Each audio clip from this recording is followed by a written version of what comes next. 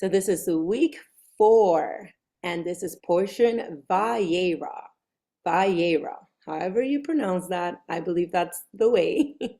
And it's basically he appeared. As I was sharing with my sisters before we began the recording this portion, it's so beautiful from beginning to end because, I mean, it's redundant to even say it. Everything in the beginning, everything about Genesis is foreshadowing of what would happen later on and what we would be living in these latter days.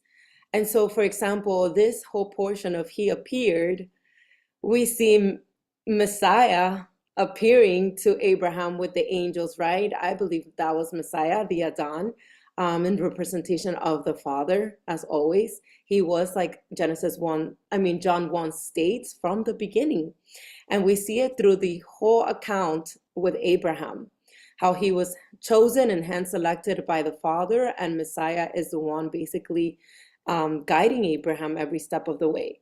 So, So we see not only Messiah's appearance to Abraham when it comes to the promise of Isaac, which we're going to kind of go through the portions in a minute, but we also see his appearance in saving Lot and his daughters from Sodom and Gomorrah. We also see his appearance in judgment to the same city, Sodom and Gomorrah. We see his appearance, obviously, later on when it comes to not only stopping Abraham from sacrificing Isaac, but also his appearance symbolically through the ram, which we know the ram is an adult lamb, a perfect representation of our lamb, who would be slain later on for us, atoning for us forever. So like I said, a very beautiful portion indeed.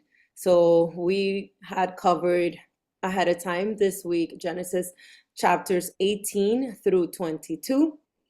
And like I said, we'll be going kind of over each one of them. And then we have a portion from the Haftara, which is 2 Kings, a portion of Elijah and the Shulamite woman, which I think, time permitting, I think we would be able to read the whole portion together. I know you ladies already read it in your own, but I would like to read it together because there's so many connections here. Beautiful connections. Like there's little gems that I believe connects through it all, through the entire portion of this week, right? And obviously then we have the Brit Chadasha portion. Like I already had mentioned 2 Peter and Jude, but we go back to Hebrews. We had covered Hebrews the last 2 weeks as well. And again, focusing on Abraham and a few other portions. So we'll see what we read fully from all of that. But I do, like I said, I do want to read, for sure I want to read 2 Kings and probably 2 Peter as well, chapter 2. All right, so an introduction, just a summary before we continue. We have the Vayera, which means, and he appeared. So in this portion, the Adon appears to Abraham, like I said, while he's recovering from his circumcision. So 3 angels come to visit and share the surprising news that Sarah will have a son. We see that in the very first chapter that we read this week. And then Isaac, even though she's well past childbearing age, Sarah actually laughs when she hears it, which, by the way, it's what the name of Isaac means because of the fact that she laughed. Then the Adon lets Abraham in on his plan to destroy Sodom and Gomorrah because of how corrupt they've become. Abraham pleads with him to spare the cities if there are even 10 good people there, and the Adon agrees. Meanwhile, 2 angels go to Sodom and stay with Lot. The people there act so wickedly that it becomes clear why the cities are being judged. And again, we know that the account of Joshua has a lot more detail on this, of how extremely wicked this perverse generation in this cities were. But we didn't include it because we're keeping the study for the canon portions only. However, like we've been doing, if you guys want to bring into memory some of the details mentioned in Joshua, they are definitely welcomed. Lot and his family are told to escape, but his wife looks back and turns into a pillar of salt. The cities end up being destroyed. So again, that's just a condensed summary. We also see later on, like I mentioned, Sarah gives birth to Isaac, just like the Most High had promised. Then the Adon puts Abraham's faith to the test by asking him to sacrifice Isaac. At the last moment, an angel steps in and stops him, and a ram is offered instead. And we know that this ram not only was foreshadowing Messiah, but he was caught by his ram's horns in the thicket, which I had mentioned this before when I believe when I did the study of the Passover.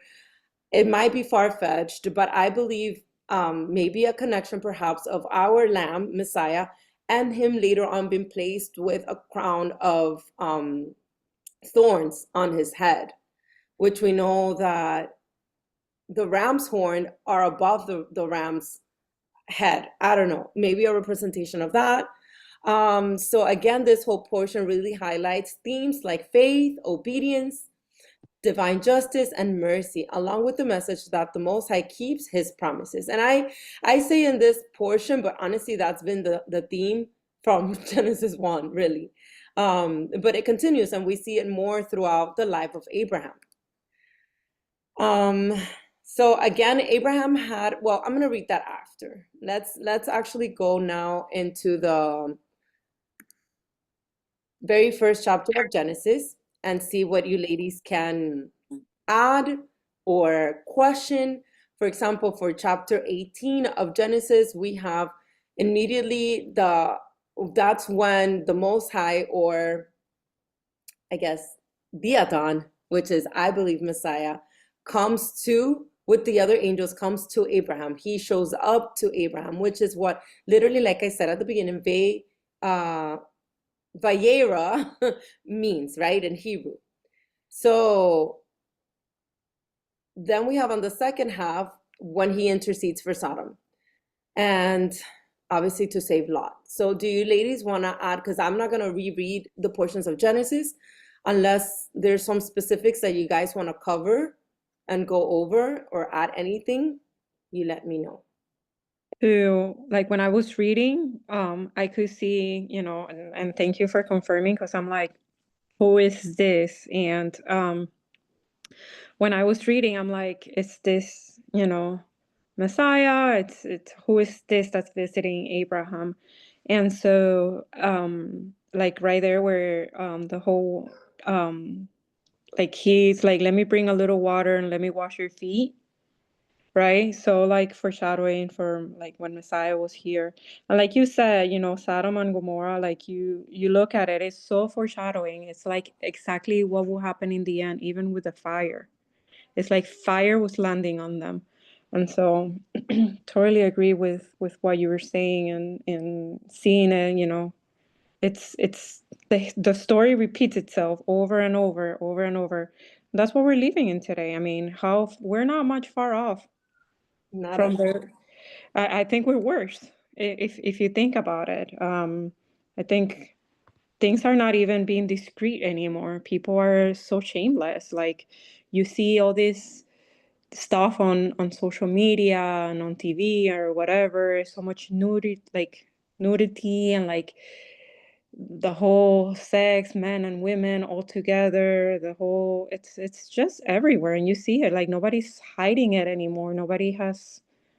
I don't know, vergüenza. Yeah, nobody has any shame at Mhm. all. It's everything, even the music, the movies, everything's just out in the open, right? It's so crazy because before the recording started, we were talking about this new workout program that I started or whatever here at home. And I was sharing actually with my daughter how when I started watching like the first like introduction of the video of the workout or whatever, I'm like, is it just me or do I see symbolism even here? And yes, I believe even in those things, there's like, it's like you don't make it that high without being part of, you know, Mhm. the greater, not the greater good, but yes, the opposite of good, right? Of being, of partaking of the Kool-Aid, how we like to call it, because we see not only like the tattoos that these people like just like wear, and they're constantly like pointing to them too, and it's like, and then you see how the program it's like split into 3 weeks, and each week has 6 workouts, so it's like 666. Okay, I see what they did there. And, you know, like things like that. And it's like, and then like you were saying how people are so backwards. You see a woman who looks like a man, and then you see a man who acts like a woman, you know? Yeah. Like those people that work out in the back. And it's like, wow, like they couldn't have picked more strange people, you know, to be part of this program. Whatever. I'm obviously working out. I'm seeing past that. But the whole point is that even in that, the reason why I'm sharing that is because I can see it. I can see it everywhere. Like, It's in everything. It's literally. It's the thing is that the more they put it out there, where the wrong becomes the right and the right becomes the wrong. absolutely. And like people will think you're crazy or be like, "Oh, you're just This is like the looking norm. too Like, into it," or no, "That's it a becomes stretch." But the it's more true. the more people do it, the more people see it, it becomes the norm. And so the wrong becomes the right and the right becomes the wrong. Yeah. Jess, you were saying I couldn't Sorry. hear the part, sorry. Oh no, it's fine. I was just saying how like, for example, what you were saying, Liz, what you noticed, because it's like when you have eyes to see, you just see it, and like people will be like, "Oh, you're being dramatic," or like, "Oh, like that's not you're that's a stretch," but like it's literally true, like it's there, but people just like don't see it or they don't want to see it. You know what I wanted to say? I think of when you guys were talking, I was thinking about when you go to the movie theater, they give you a 3D lens, right? And you see like everything popped out. And I feel like because we have the Holy Spirit and we have, well, it's Abba Spirit's Him, we literally have that discernment and like we could literally see beyond like the naked eye in a way, spiritually. Yes, yes. And even we have that all praises to Abba, obviously not because of our own merit or strength or knowledge or whatever, or because we cute. But his Ruach it pleased him to give us his Ruach to guide us to all truth, right? And it's crazy because not only do we see that in movies or in day-to-day life things, but we see it in the scriptures too. And for example, when I see things like verse 1 of Genesis 18, then the Adon appeared to him by the terebinth trees of Mamre. As he was sitting in the tent door in the heat of the day, I immediately see the Adon appear to him, and then I see the tent door. And I immediately think of the tabernacle, how Moses at the beginning had to meet him outside of the tent. And later when he is when the priesthood is meaning Aaron and his sons are atoned for and consecrated to become the priest or whatever, you know, we see a transition from Moses meeting from outside of the tent to the inside of the tabernacle with him. And not only that, we know that Messiah is the door. We see that in the book of Revelation where it says, I am the door. So we know that the door to this tent is also a representation of Messiah. And interestingly, Abraham was sitting by the door in the tent. You know, I just think it's so how the Most High just leads us to see these details. Like, and obviously it also comes without studying more and more and more, which is why it's so important to, when you're done reading all scriptures, go back and read again from the beginning. And if you read it one more time, go back and read it again, because he's always going to lead you to something else. There's so many connections, even in the fact that he's mentioning these trees over here. And let me give you, I didn't have time actually to put this in, give me a second, guys, because I got to look for something. I didn't have time to put the some like slides I wanted to show you with these trees, but let me see if I can read you really quick. Let me see where I put it. Almost there, guys. Hold on.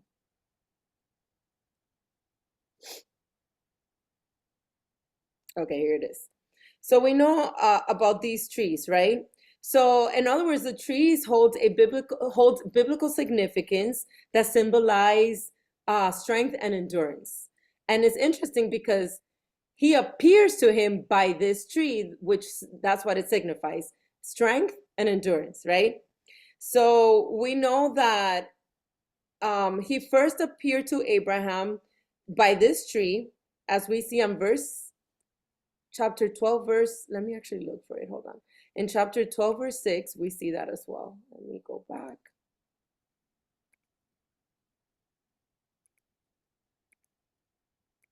Okay, chapter 12, the first time that he appeared to Abraham, when he was still Abram, right? And then we see in verse 6, the same exact thing. Abraham passed through the land of the place Shechem as far as the terebinth tree of Moreh. So we see this not only when the Most High appears to him later on, but how Abraham had to pass through the land and as far as where this tree was located. And again, everything in scriptures is not by coincidence. There's details. The Most High is very detailed in everything that he does, and he makes sure that it's in writing for us to see. We might not see it at the first time, like I didn't pick up on it the first time, but eventually the more, like I said, the more we read, the more we stop on like, this had to mean something, or this had to mean something, right? And so every time I see things like that, I take my time now to look it up, because you best believe that it will have a significant meaning.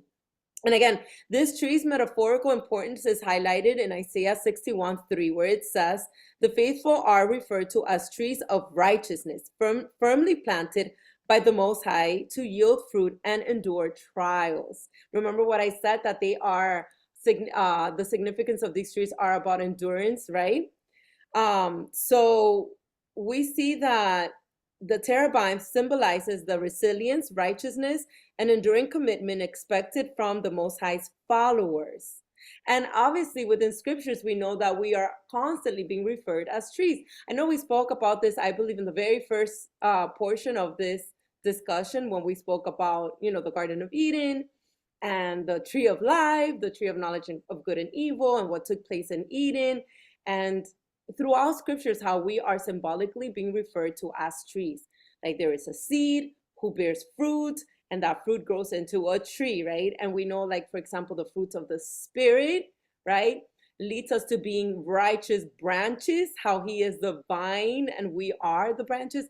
So it all goes back again and again and again and again to trees. And I love the topic of trees because it just continues to tie up beautifully with the whole entire story, that it is from beginning to end about a harvest and about a Garden of Eden that we are to return to. I don't know, it's just so beautiful to me.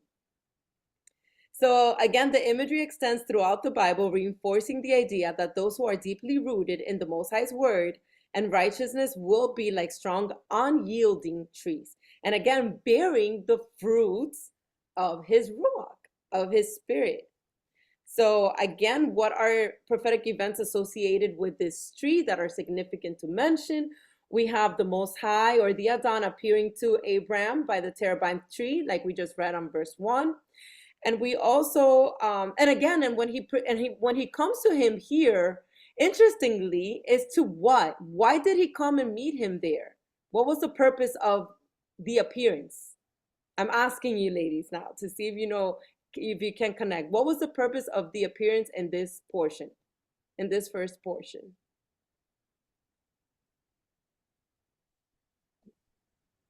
Don't be shy. I see somebody. Wait, this is when the three angels went, right? Yes, ma'am.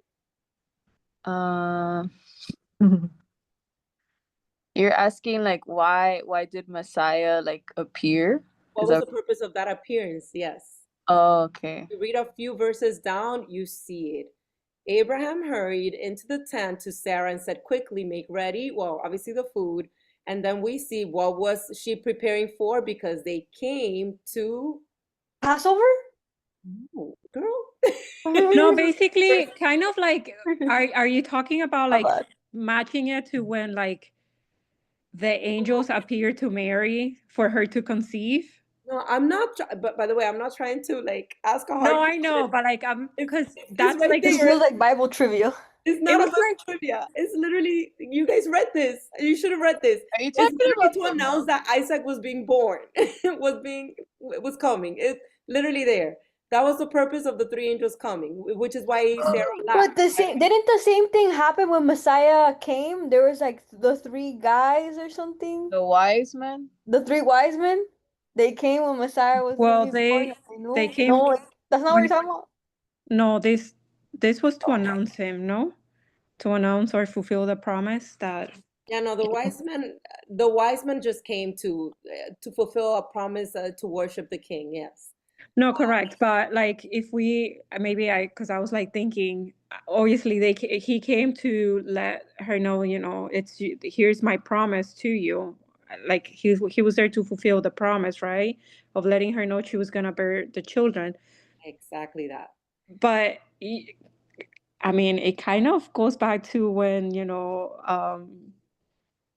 the same thing happened to Mary and Joseph, when they were told you're gonna bear, our savior, although obviously Isaac was not our savior, but he was Foreshadow.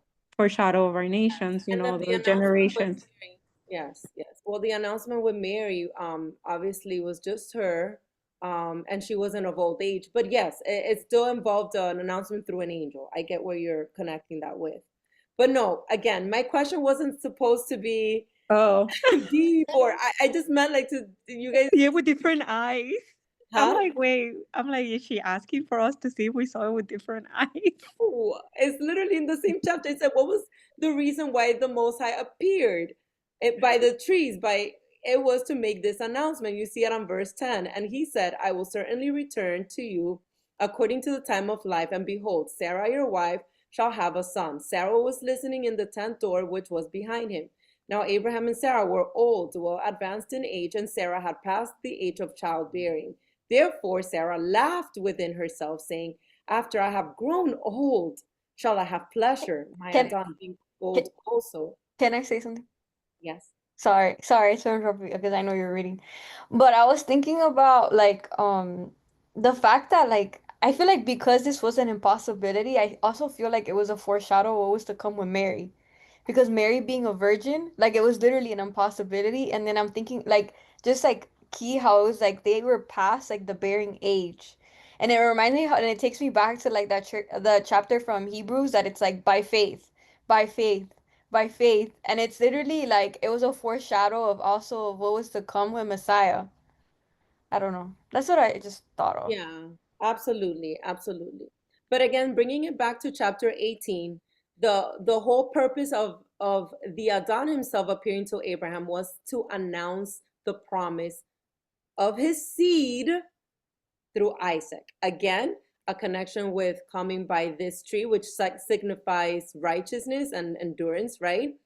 And so the purpose, again, I'm going to say it again, the purpose of this connection with the trees and him appearing to him had to do again with the announcement of his seed, right? Through Isaac, which is the righteous seed.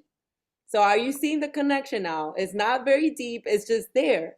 It's he appeared by the terebinth tree to announce the seed, the promised, right? The promised seed. Because he had a seed, Ishmael, but it wasn't the son of the promise, right? It was the son of the bondwoman, as we had already seen through Galatians. And so now we see the distinctions between the seeds. And again, I'm going to read it again. The terebinth tree signified strength and endurance, and so it is referred to as tree of righteousness. So again, comes by this tree to talk about the fruit of that tree, which is through Isaac. And we have that again, that the Adon appears to him by the terebinth tree of Mamre, and it was there that Abraham received the prophecy about the birth of his son. And so Abraham moved his tent and went and dwelt by the terebinth trees of Mamre, which are here in Hebron, and built an altar there. And that was in Genesis 13. We already covered this chapter, but I am going back to just show you how the connections with the trees have always been there with these particular trees. So in again, Genesis 13, verse 18. So again, he marking the land that would be given to his descendants. So the land that would be given to the righteous seed. Are you guys seeing it now and following? Yes? Yeah. Yes. Is I'm gonna share a couple more. Again, I'm sorry I didn't have time to put these into slides, but just bear with me. So a couple more prophetic events that are associated with terebinth trees within scriptures. We have two examples in the book of Judges. We have the example of Deborah, which we know was a prophetess, right? And she was a judge in Israel. So she held court under the palm of Deborah, a variant pointing to the association with significant trees, sometimes interpreted as terebinth. And it's interesting because it was under this tree that she issued prophetic judgments and led Israel to victory over the Canaanites. And that is found in Judges 4:5. So again, I think it's very interesting that that's where Deborah passed her judgments. And also we see it with Gideon, another judge found in the book of Judges, specifically in chapter 6. So Gideon was threshing wheat by the winepress to hide it from the Midianites when the angel of the Adon appeared to him under the terebinth at Ophrah. So this encounter led the Gideon's call to deliver Israel from the Midianite oppression. We also find it with Samuel when he anoints Saul, the first king of Israel. He meets him at the terebinth of Tabor. And this is found in 1 Samuel 10, if you want to make note of that, specifically verse 3.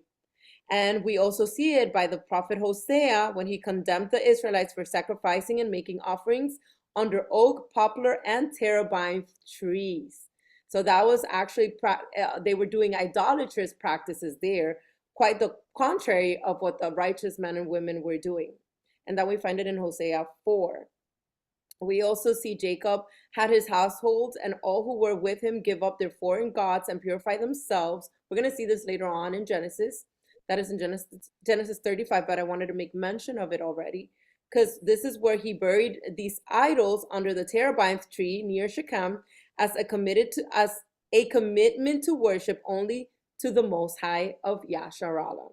And so we see that Jacob later on specifically chooses the same terebinth trees, right?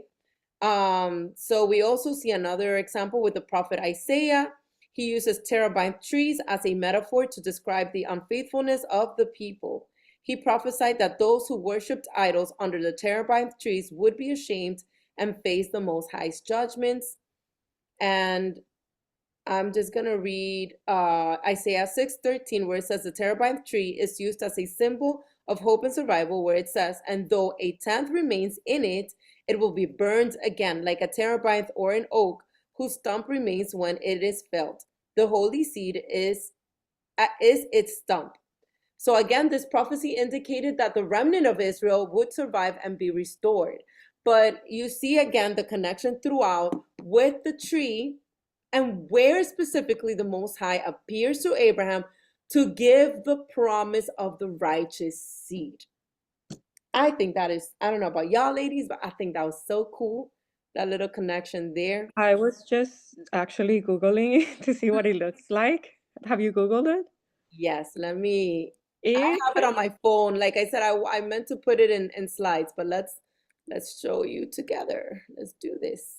It looks like a set apart tree, like it's standing on its own. Like all the pictures that I see, there's like no more trees around it. It's really big, to be honest.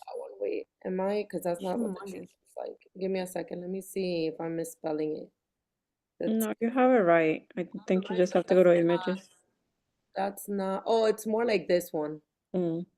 Yeah, that's what it looks like. Let me see if I see a better picture. Oh, but it has really big Okay, I'm gonna go with this one because that's the one I have found. Yeah. And so it looks more like, ooh. Those type of trees, they grow really like big, like wide. The oak tree. It's like the terebinth tree, but why is it not showing me the picture I have found? It kind of looks like this one, and if you notice, look here, it even says Abraham's oak. Like if you notice, it has like the branches, like it kind of reminds me of the cultivated olive tree, if you know what I'm talking about, spoken by Paul in Romans 11, where it is basically the original branches. Well, this is just showing the trunk, I just noticed, but it's basically like the original branches and then the grafted in branches. That's what the terebinth basically, oh, like this one. This one is good. I like this one. This one even has like the little map next to it, or the idea of the map. So yeah, that's what the tree would have looked like. Let me see if I can see it bigger. Oh, took me somewhere else here. Oh no, it was an actual post. But okay, it works. It works. So yes, this is what the idea of what the terebinth tree looked like. So let's continue. So what else? Rachel, Huh? we need to, did you do what I sent you to see if the tree comes to you? No, I haven't. You know, and like now that we're talking about it, I'm like, if it does work, which I haven't tried because it's been raining too here, so I'm like waiting for like good weather to go outside since I have so much trees in the back. But I'm like thinking, if it does work, let's be hopeful, right? And how the tree comes to you, kind of like grafting into you. Can you imagine if that's like kind of like us, how like I don't know. I'm overthinking here. I just believe we are like trees, and trees, Yeah. there's a mystery with trees, whether they be angels or souls, who knows, Yeah. you No, know? but like the whole, how if the tree could come to you, kind of like Messiah coming to us all the time, and sometimes we're too busy, we reject, Oh, we wow. don't we don't graft in. Let me just explain because probably the ladies are like, what is she Oh, sorry. Basically, Silvana had sent me a video of a lady speaking to a tree and asking it to get one of the branches to get closer to her and to touch her face. And we actually see there's like a distance between the lady's face and the branch of the tree. And then little by little, as she speaks to the tree, the branch begins moving and moving until it literally looks like it's caressing her face. It's the most beautiful thing, I promise you. It sounds kind of freaky, but it's, I guess, having the understanding with the connections with trees throughout scriptures, to me anyhow, it's beautiful. And I had told Sylvie, like, you best believe I'm gonna try this, but no, I have not done it yet. But yes, there is definitely a connection with trees and I don't know, eternity, right? And the Garden of Eden. But anyhow, I did want to speak before we move on to Sodom. I did want to speak in the fact that we see that immediately, even though it says the Adon appeared to him, right? Immediately, Abraham recognized him, recognized who he was. He says, so he lifted his eyes and looked, and behold, three men were standing by him. And when he saw them, he ran from the tent door to meet them and bowed himself to the ground. And we know that clearly he bows himself, not because it's people he knew or whatever, like the Melchizedek, right? No, he knew these were mighty men, right? Alahims.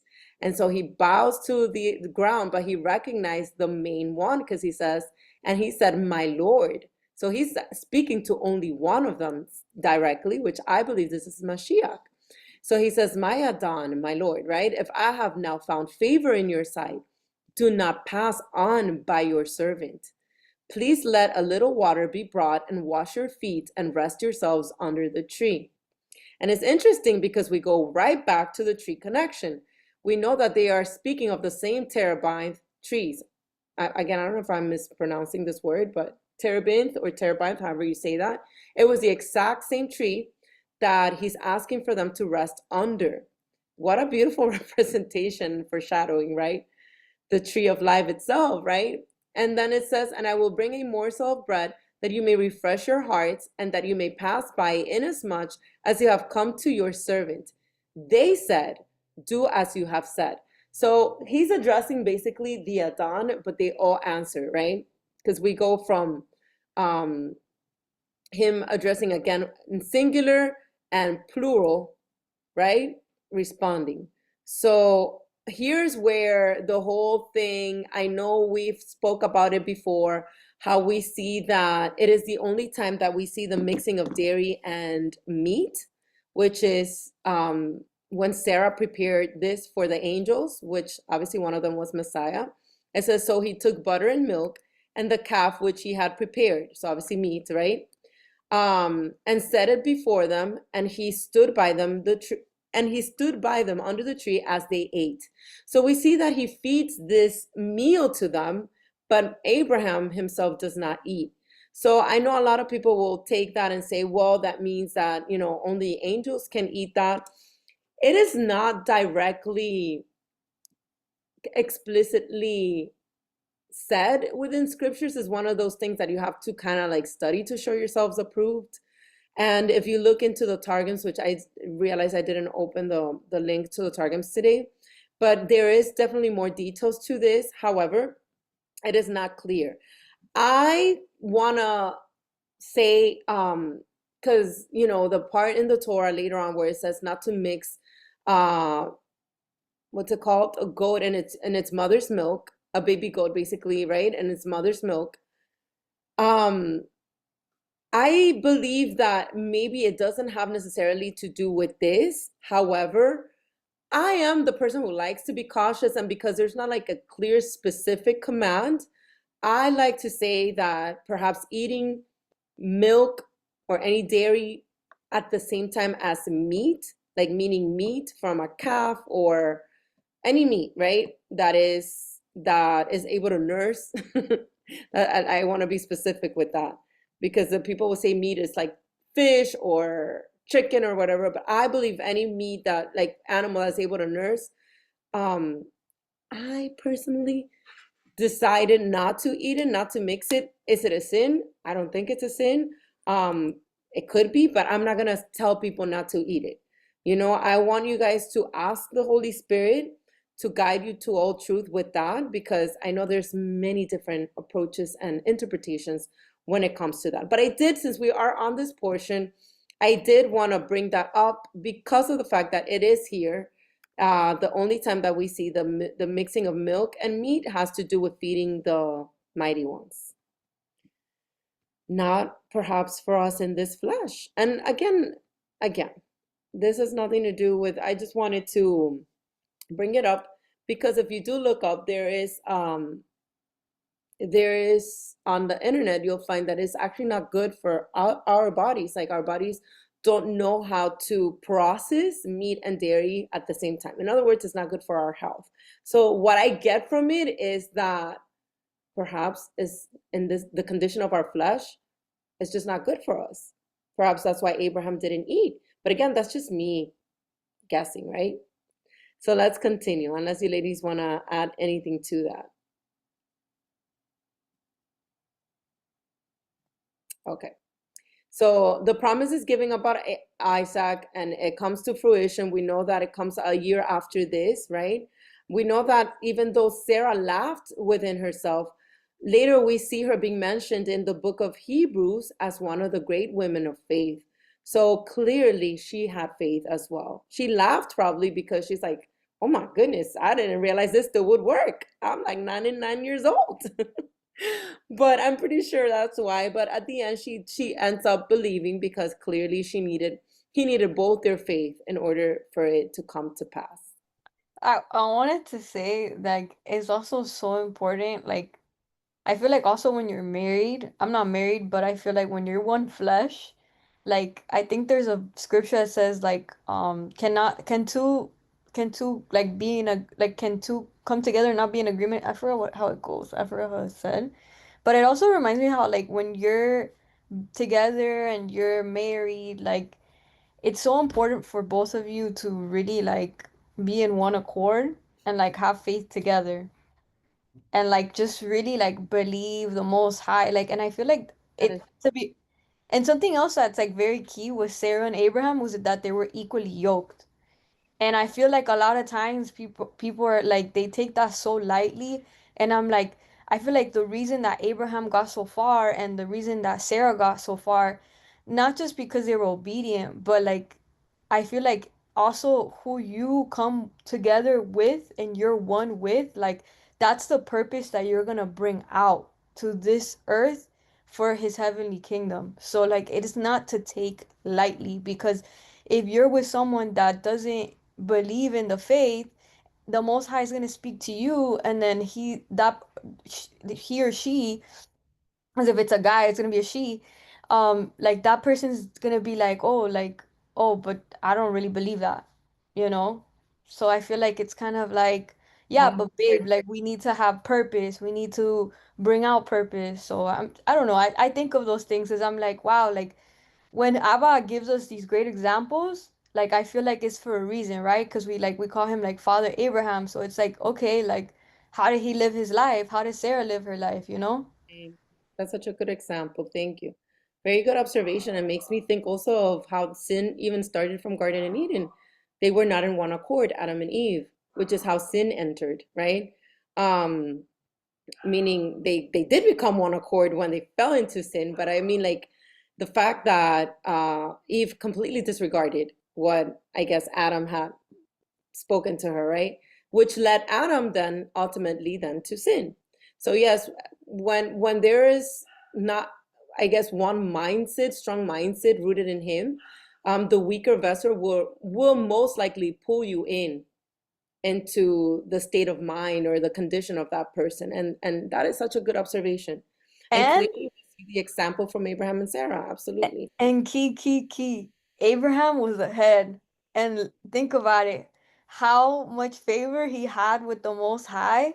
So it's like, oh, the Bible really teaches you how to live. And I feel like something I always try to tell myself is like, okay, like in today, like what can I learn? What can I apply to to today? What can I learn from these amazing people that they inherited the kingdom of heaven, you know? And I feel like that shifts your mind so much.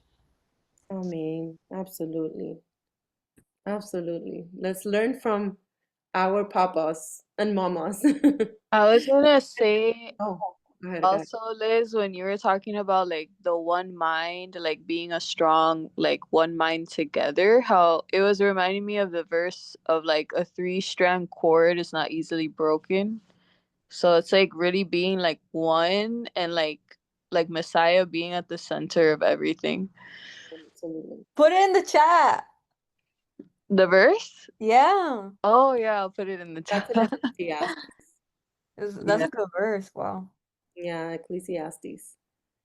Um, okay, so let's continue. So we have Sodom. Speaking of example, like Jessica was saying, and all of you really. Speaking of examples for us to learn from, let's learn from Lot, and let's learn not only from Lot and his wife, but what happened, the judgment that befell upon Sodom and Gomorrah because of their unrighteousness, the opposite of Abraham, right? So this is a part where we see Abraham interceding for Lot and his family in Sodom, right? And it's beautiful because from the beginning we see, I want to read where it says, so they gave the announcement on verse 17. We see that they give the announcement to Abraham what the Most High is going to do to these cities, right? And then verse 18 says, since Abraham shall surely become a great and mighty nation, and all the nations of the earth shall be blessed in him. So I love this because it goes back to the promise. So it says, I'm going to reread the whole thing actually. It says, and the Adon said, shall I hide from Abraham what I am doing? Since Abraham shall surely become a great mighty nation, and all the nations of the earth shall be blessed in him. Remember when we did the Galatians study? This is the whole point of being part of Israel, because Abraham, it is through Abraham that all the nations will be blessed, right? And so the Most High says this, right? And then it says on verse 19, for I have known him in order that he may command his children and his households after him, that they keep the way of the Adon. That they keep the way of the Adon. In other words, his commandments, right? His perfect Torah, to do righteousness and justice, that the Adon may bring to Abraham what he has spoken to him. And this is such a beautiful connection right there, because it takes it back with Abraham being the father of all the nations. Yes, all the nations means the Gentiles as well. Sodom and Gomorrah represents the Gentiles, represents these pagan nations. And we see that because of that, Abraham is been told by the Most High what he wants to do with this pagan nation because of the fact that he is supposed to be a blessing even to them. And because of this, we see on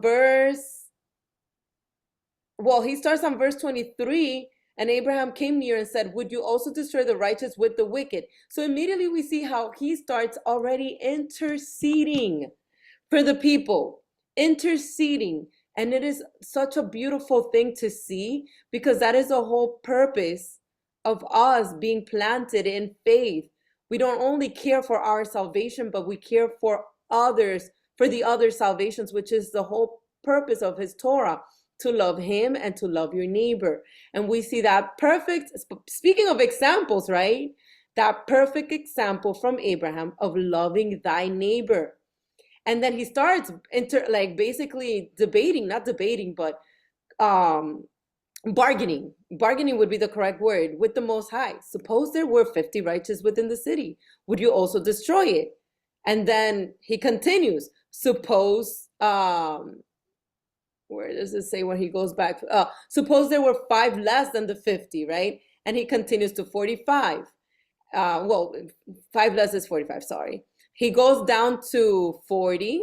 He goes down then to 30, and then 20, and then 10, and then lastly, no, he left it at 10. Let me see. Suppose 10 should be found there, and he said, I will not destroy for the sake of 10. Okay, so he leaves it at 10. And then so the Adon went his way as soon as he had finished speaking with Abraham, and Abraham returned to his place. So we see that he starts bargaining with the Most High. Let's say there's 50, 45, 40, 30, this, that, and 10, right? Because he cares for the seed of the nations, because through Abraham, all the nations, again, verse 18, and all the nations of the earth shall be blessed in him.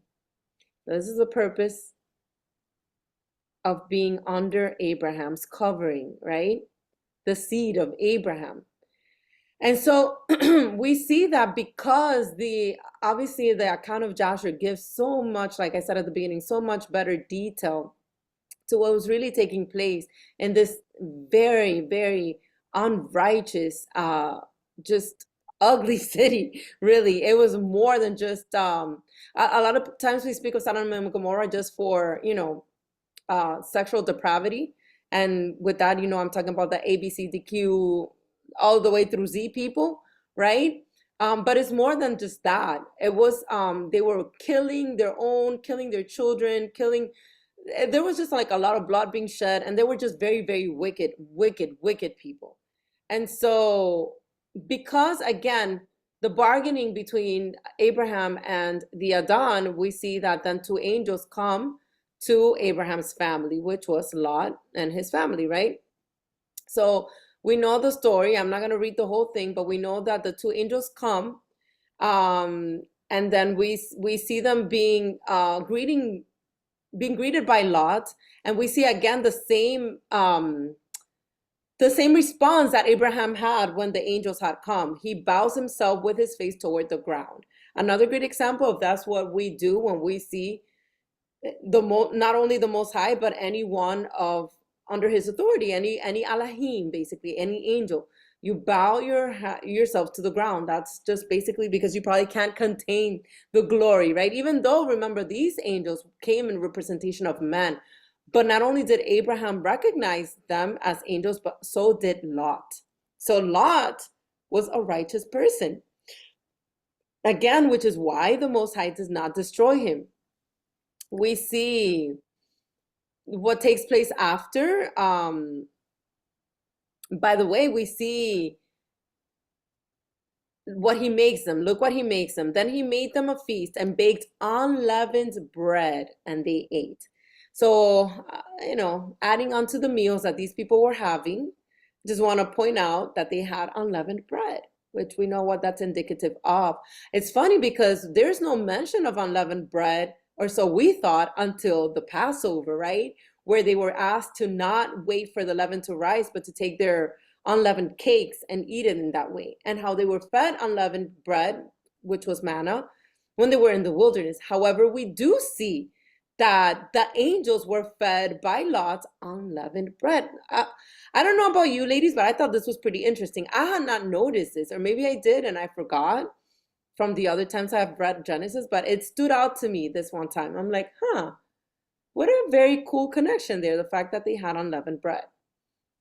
Even though it wasn't a thing that was mentioned, You know what I was But if you think about it, it's later on, like if you keep reading, how it's kind of an exodus for them. It's kind of them, getting out of the city that's going to get destroyed, which is exactly what happened, on Passover. and yeah. and You I know, was thinking, it's oh, sorry. go ahead. I was thinking about how like even eating the unleavened bread, it just kind of reminds me so much of Messiah, and how like prophetically it's like we're eating his body, eating the Of righteousness. yes, yes, Creation of like a righteousness. cleansing, like a cleansing. So like what Sylvie was saying, yeah. So yeah, so I thought it was pretty cool. Again, that connection, and yes, Sylvia, I have to agree with you with the Exodus. Again, I believe the story of Abraham, it's another Exodus, just like, and I had mentioned it last week. I don't know if you remember, but I had said how and Genesis, the Exodus begins in Exodus. In Genesis. The Exodus begins in Genesis with Abraham. They started in captivity in Egypt, right? Remember with Sarai when she was taken by the like the king, the Pharaoh, right? He wanted to take her as a wife, and then the Most High sends plagues to them so that they can let Sarai go free back to Abraham. So he plagues Egypt, right? It's the same exact story repeating itself. So he plagues Egypt, and then they're set free, and then they move on into the wilderness to make it back to the promised land of Canaan. So it's the same exact story being repeated back later, years later, 430 to be exact, in the book of Exodus. So pretty cool connection, and here also with the unleavened bread. Again, we know that these angels, the people, the wicked men from Sodom and Gomorrah, tried to sleep with them. They wanted to sleep with the angels. Clearly, we see not only their wickedness, but their depravity, right? But not only so the depravity, but understanding that they probably knew these people were not regular men, right? There was something different about them that Lot was able to bow himself down immediately. So I think it has to do with the whole idea of the mating with the fallen angels, like, because these people were probably from that mixed seed. And so again, we see specifically the way they wanted to lay with them. It was carnally. And we know that these were men. Again, men wanted to sleep with them. So That always blew my mind. I read that one slowly by myself, and I was like, wait, did I just read that?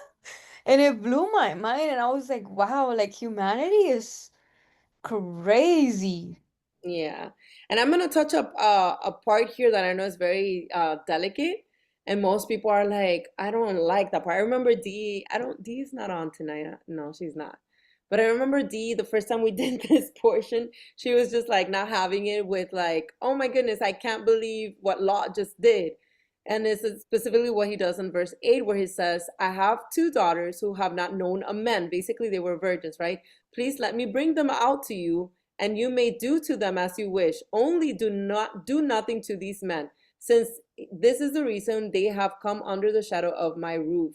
So again, a lot of people will be like, oh my goodness, what father would do that? Basically saying, here, rape my daughters and leave these angels alone. Again, I'm not sure, because I'm not there with Lot. I'm not sure what's going through his mind. And I do know that fear can make you act crazy many times. Now, is that to say that he did not care for his daughters? I personally, and I remember speaking about this the first time, I don't believe that was the case. Clearly, he does care for his family. I think it was more of, perhaps, believe it or not, a righteous act, because he knew these people were heaven sent, right? And he more like fear took place, like, I can't, if something happens to them, then we're all going to basically die, right? And not be able to ever return back into his presence. So I think his response, I may be wrong. I don't know. I wasn't there, but I'm just saying, judging by the fact that he was a righteous man, I'm thinking that perhaps he was just trying to save their life in eternity by offering his daughters, thinking, you know what? I don't want this to happen, but at least I'll spare us in eternity. So let me save these men, which are Alahim, right? So that's the only thing I can think of. I'm not saying, or it could have been a weak moment on Lot's end. I don't know. Lot ended up like mating with his daughters, right? From what I Yes, but remember. he was He was basically drunk, drugged up right? by them. Yeah. We're gonna get to that. We're gonna get to that. But Yeah. honestly, like the way that you see it, that's the way I see it, to be honest. And like I feel like he was probably like, man, like if they really do something to those angels, like it's gonna be really bad. Like it's going down. Yeah, Remember, basically. remember. Didn't we read that like Lot was actually not a good person? Like in the book of Jasher or I don't recall. Correct me if I'm wrong, but I don't recall that. maybe I'm wrong, honestly. I don't know. I don't know why I thought I remembered that. It But wasn't that he was bad. It was that when I was reading, it was that they have differences, and so like him and Abraham until he went his way. It wasn't that he was Yeah, actually no, they weren't no, it was the differences we spoke about it last week.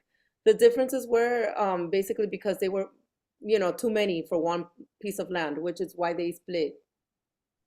Hmm. yeah, okay. and and I don't think he was bad because why if he was bad, why save them? Why come to them? Yeah, The remember, angels say, you know? Abraham interceded for if there were at least 10 righteous people. So, Mm-hmm. yeah, yeah. So Lot is considered, in my understanding, anyhow, righteous. Um, again, which is why the angels come to him on behalf of Abraham. So I'm not saying he's, maybe the most righteous, but in the eyes of the Most High, worthy of salvation anyhow, right? From his wrath. So Yes, yes, yes. Sorry, I He don't know. just I don't know he if I was just remembering another person or something. he just happened to move from Canton, Georgia to Miami. yeah, they were split. They split plans. Yeah. He went from a really good place to a real crazy place. Very good example. Thank you, Sylvie, for reminding me of that. We are in Sodom and Gomorrah right now. I'm not saying that it's not We here too, are, Miami, but I am Florida. saying that. Just just drive to Brickell right now or South Beach. It's wild over there. Mhm. uh, You don't even have to drive that far. But anyhow, all right, let's continue. So, okay, so we see then the destruction of Sodom and Gomorrah takes place. We see that this is the part where she becomes the pillar, right? Hold on a second. I was doing something here. Anyway, so again, in Joshua, again, there's more details on this, but we know that he had more daughters, not only the daughters that went with him. It says here on verse 14 that Lot went out and spoke to his sons-in-law who had married his daughters. And here it makes it very clear because the two daughters that he basically offered were virgins. So clearly he had other daughters. So these married daughters are the ones who actually stayed behind. So it says here, get up, get out of this place, for the Adon will destroy the city. But to his sons-in-law, he seemed to be joking. So again, speaking of not being in one accord, we see that the sons-in-law, which were the heads of their daughters, right? They did not take heed to Lot's warning, and so they stayed, right? I And wanna so, add. huh? I wanna add. Yes, yes. And so, I know that trying to stick to the canon Bible, and I'm here with my Joshua book. Okay. But it's also like here it talks about how they were given the opportunity to repent. Yeah, they because it doesn't show it here, Yes, you're you right. know. Thank They were given the opportunity to repent. Pretty much kind of like, I feel like here it's taking a lot away from it. And for those who are watching or doing, if you read it in Jasher, there's the it's like 3 chapters into what it's one in here, just because it gives so much example, like Liz was saying, like the type of corruptions that were happening and all that. But um as they appear, they were there and they gave them the opportunity to repent before, the fire landed. And they chose not to. And so, Absolutely. And again, we know that on all those details, we know that they chose to stay behind because of his sons-in-law. Basically, kind of reminds me of the whole thing with Noah, how the people thought, Noah was a joke, and they didn't take heed to his warning. So same exact thing with his in law, I mean. And so we see later, again, it's from between verses 14 and 15, there's a lot more details happening. But from there, we see that, again, the only ones that then leave are his wife and his two daughters, which those two daughters are not, again, these that were married to the sons-in-law. These were the two daughters who were virgins, who he had offered to the deprived man. Okay, which, by the way, he didn't give them to them, but that didn't happen. But so, okay, so we see on verse 16, let me see, yeah. And while he lingered, the man took hold of his wife's hand, and the hands of his two daughters, the Adam being merciful to him, and they brought him out and set him outside the city. So the two men, meaning the angels, right, took the ladies by the hand. And so they give the warning here on verse 17, do not look behind you, nor stay anywhere in the plain. Escape to the mountains, lest you be destroyed. And this is so foreshadowing, because what does Matthew 24 say? I'm actually going to look it up just so we can read it together. Let me open this again. Hold on. Go to like the mountaintops and like don't bring anything, right? I forgot how it goes though. Read it verbatim. Hold on. Sorry. I actually read that this week. We're going to You know. read it verbatim. It says, because this is, by the way, Matthew 24 is a chapter that has to do with Messiah speaking about the end times and what it will look like. Okay, verse 16. Then let those who are in Judea flee to the mountains. Let him who is on the housetop not go down to take anything out of his house, and let him who is in the fields not go back to get his clothes. Does that remind you of Sodom and Gomorrah? But woe to those who are pregnant and those who are nursing babies in those days, and pray that your flight may not be in winter or on the Sabbath. I always like to point to that because a lot of people say the Sabbath is done away with, and clearly Messiah speaks of the Sabbath. Guess what? In the days of tribulation. I wonder why. But anyhow, let's continue. So I wanted to make specifically this connection with let those who are in Judea flee to the mountains, because that connects perfectly with what the angels tell Lot and his wife and daughters. Do not look behind, nor stay anywhere in the plain. Escape to the mountains, lest you be destroyed. So again, and then we see in Luke where it says, as in the days of Noah, well, and Matthew 24 says it also, as in the days of Noah were, right? But in Luke, it also adds, as in the days of Lot, so shall be the coming of the Son of Man. So what happened in the days of Lot? The exact same thing. People were warned, they did not take heed to the warning, and they stayed behind and were destroyed. Like Silvana said it at the beginning, it's the same exact idea of even the fire, the brimstones falling down and just burning the place up. And then, so then we know that because they didn't have much time, they asked to be sent to the nearest city, and the angels say, go flee there, right? And stay there. So this is a part, let me see. Okay, this is the part, verse 26, when his wife looked behind and became a pillar of salt. And again, why did she look behind? A lot of people say, why did she look? You guys have to remember something. Her daughters, the ones that were married, stayed behind. And again, this all serves as example to us that we are to preach to our family members, our loved ones. But when the day comes, you guys can't stay behind for family members. Like if he tells you, flee to the mountains, run, you run. And don't look back. Remember, let's use these examples to us of one not to repeat. because looking behind, it's such a great connection with also longing to the things of this life, like not losing the things of this life, instead of thinking of, let me save my life, let me look for eternity.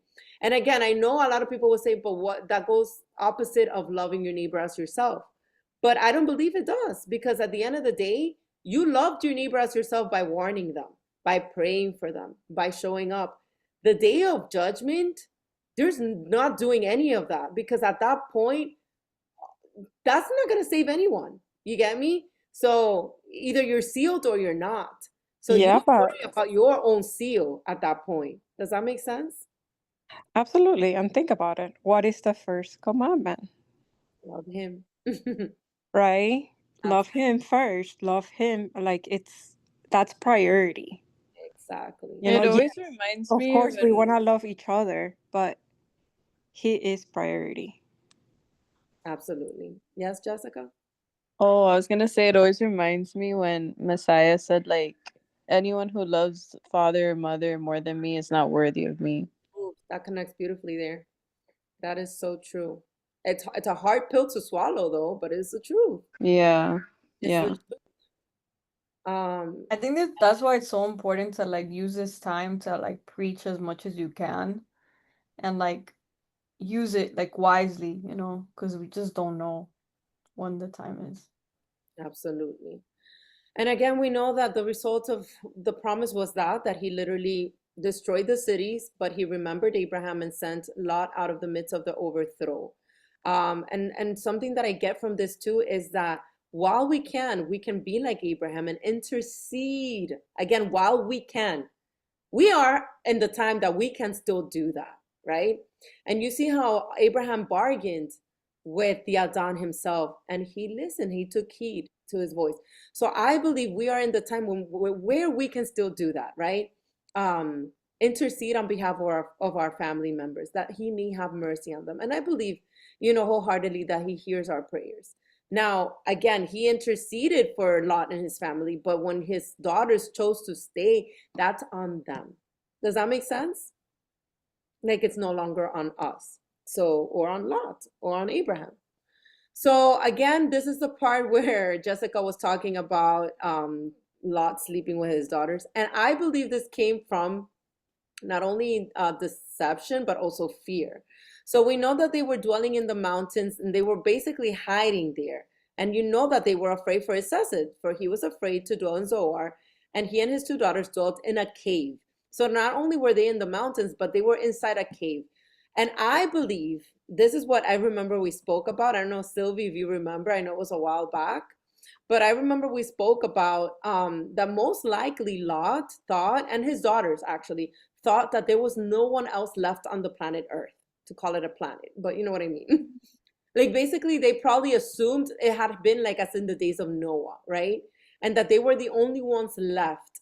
And I believe this is why the daughters took it in themselves. And as a matter of fact, not only do I believe, it says it clearly, plainly on verse 32, where it says, "Come, let us make our father drink wine, and we will lie with him, that we may preserve the lineage of our father." So again, and we see on verse 31, our father is old, and there is no man on the earth to come into us, as in the custom of all the earth. So they, remember, they were virgins. So they believed no one else was going to be able to procreate unless they would sleep with their father. So again, I don't believe, yes, it was a very sinful act, but I think it came out of ignorance. So it wasn't it was an unintentional sin. That's what I believe. However, as any sin, there's also always consequences to sin, to our sins. And as a result of this, we have that the firstborn of one of the girls, kid, was Moab. And we know that Moab is the father of the Moabites, which is one of the people who are condemned later by the Most High. Yes, we know that Ruth, the one that has a book in the scriptures, is a Moabite herself, right? A Moabitess. I don't know if that's how you say it, but we know that she was grafted in later on to Israel as she chose to serve Naomi's God, Elohim, and she went after her Elohim and served him. So, but again, this is how the Moabites came about because of the birth of, and again, and there was one, and then the other one was Ben Ami, which is the people of Ammon, which is another people, the Ammonites, which are also not, it's a pagan nation as well. So we have, as a result of the union with their father, we have Moabites and Ammonites. By the way, the first time we did this study, I remember talking about that. People say that the wine in scriptures is not the same as today's wine, and they try to, basically disregard, that Messiah drank wine, that no man would, get drunk in those days like they do today, and yada yada. And I clearly see how this is debunked, because the fact that Lot did not even realize I'm just saying that was some good straight up wine. That's all I'm gonna Yeah. say. That was a Remember Noah strong too? wine. Noah too? Noah too, and Noah's wine was actually from the fruit of the vine that he planted, remember? And straight up, it was pure wine. Look what it says on verse 33. So they made their father drink wine that night, and the firstborn went in and lay with her father, and he did not know when she lay down or when she arose. That was some drink, guys. Like, you know what I'm saying? Makes me think of a drug, really, that the effect that it had. Like, he was able to do all these things and not recall what had happened or realize what had happened. So I just wanted to point that out. It was some strong wine. That's all. That's all. And by the way, I'm not promoting getting drunk. I'm not saying that at all. The word does tell us to be sober minded, right? And then to not be given to alcohol, like to drunkenness, I mean, to not be given to drunkenness. So clearly we know that the drunkards will not inherit the kingdom of the Elohim. However, is drinking wine a sin? I personally don't believe so. With modesty, I believe it is allowed. For Messiah himself multiplied the wine. It was his first miracle. Not only that, we know he says that I will not drink of this wine again until I meet you in the wedding supper of the Lamb. So I, again, don't believe that drinking wine per se is a sin. Now, we are to drink it in modesty, meaning not given to drunkenness. So if you don't have self-control, and if it's to you it is like a stronghold, then don't do it.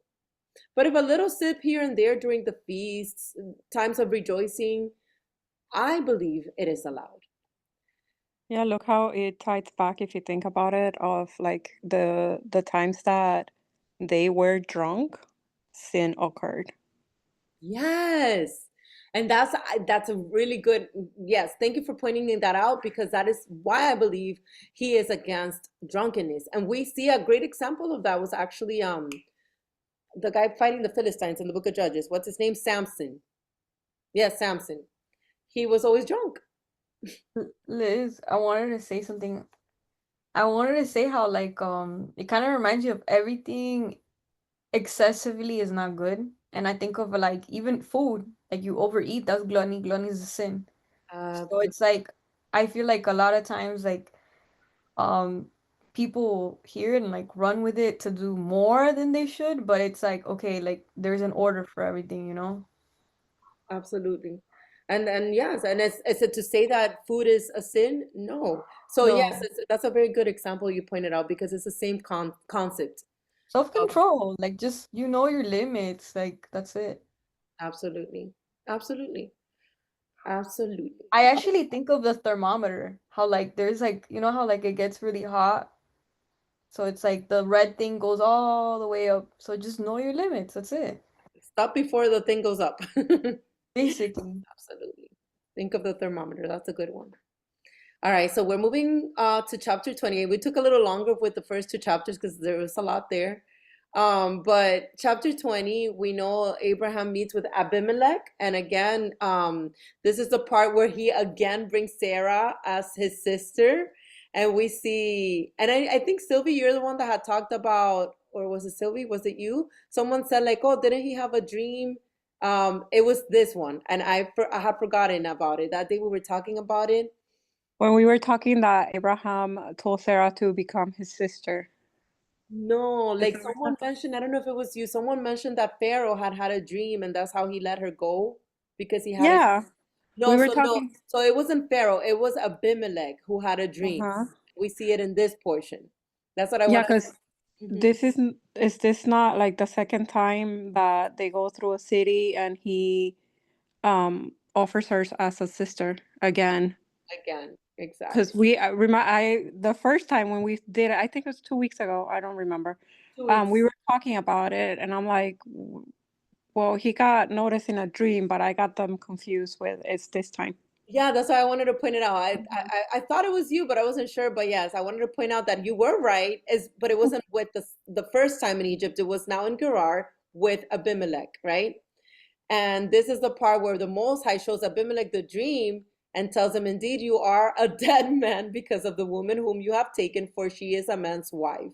So the Most High don't play. Like he's like, "Let my people go, or you are as good as dead." I love how he works, right? On our behalf. So um and then obviously it says that Abimelech had not come near her. So again, a second account that a person takes Sarah as his wife, but they don't even touch her. Because a lot of people will say like, oh, he was basically passing Sarah around and she was basically trying to like say that she was sleeping around. Mind you guys, I do want to point something out. This happens after the visitation in chapter 18. Sarah was old already after chapter 18. I mean, on chapter 18.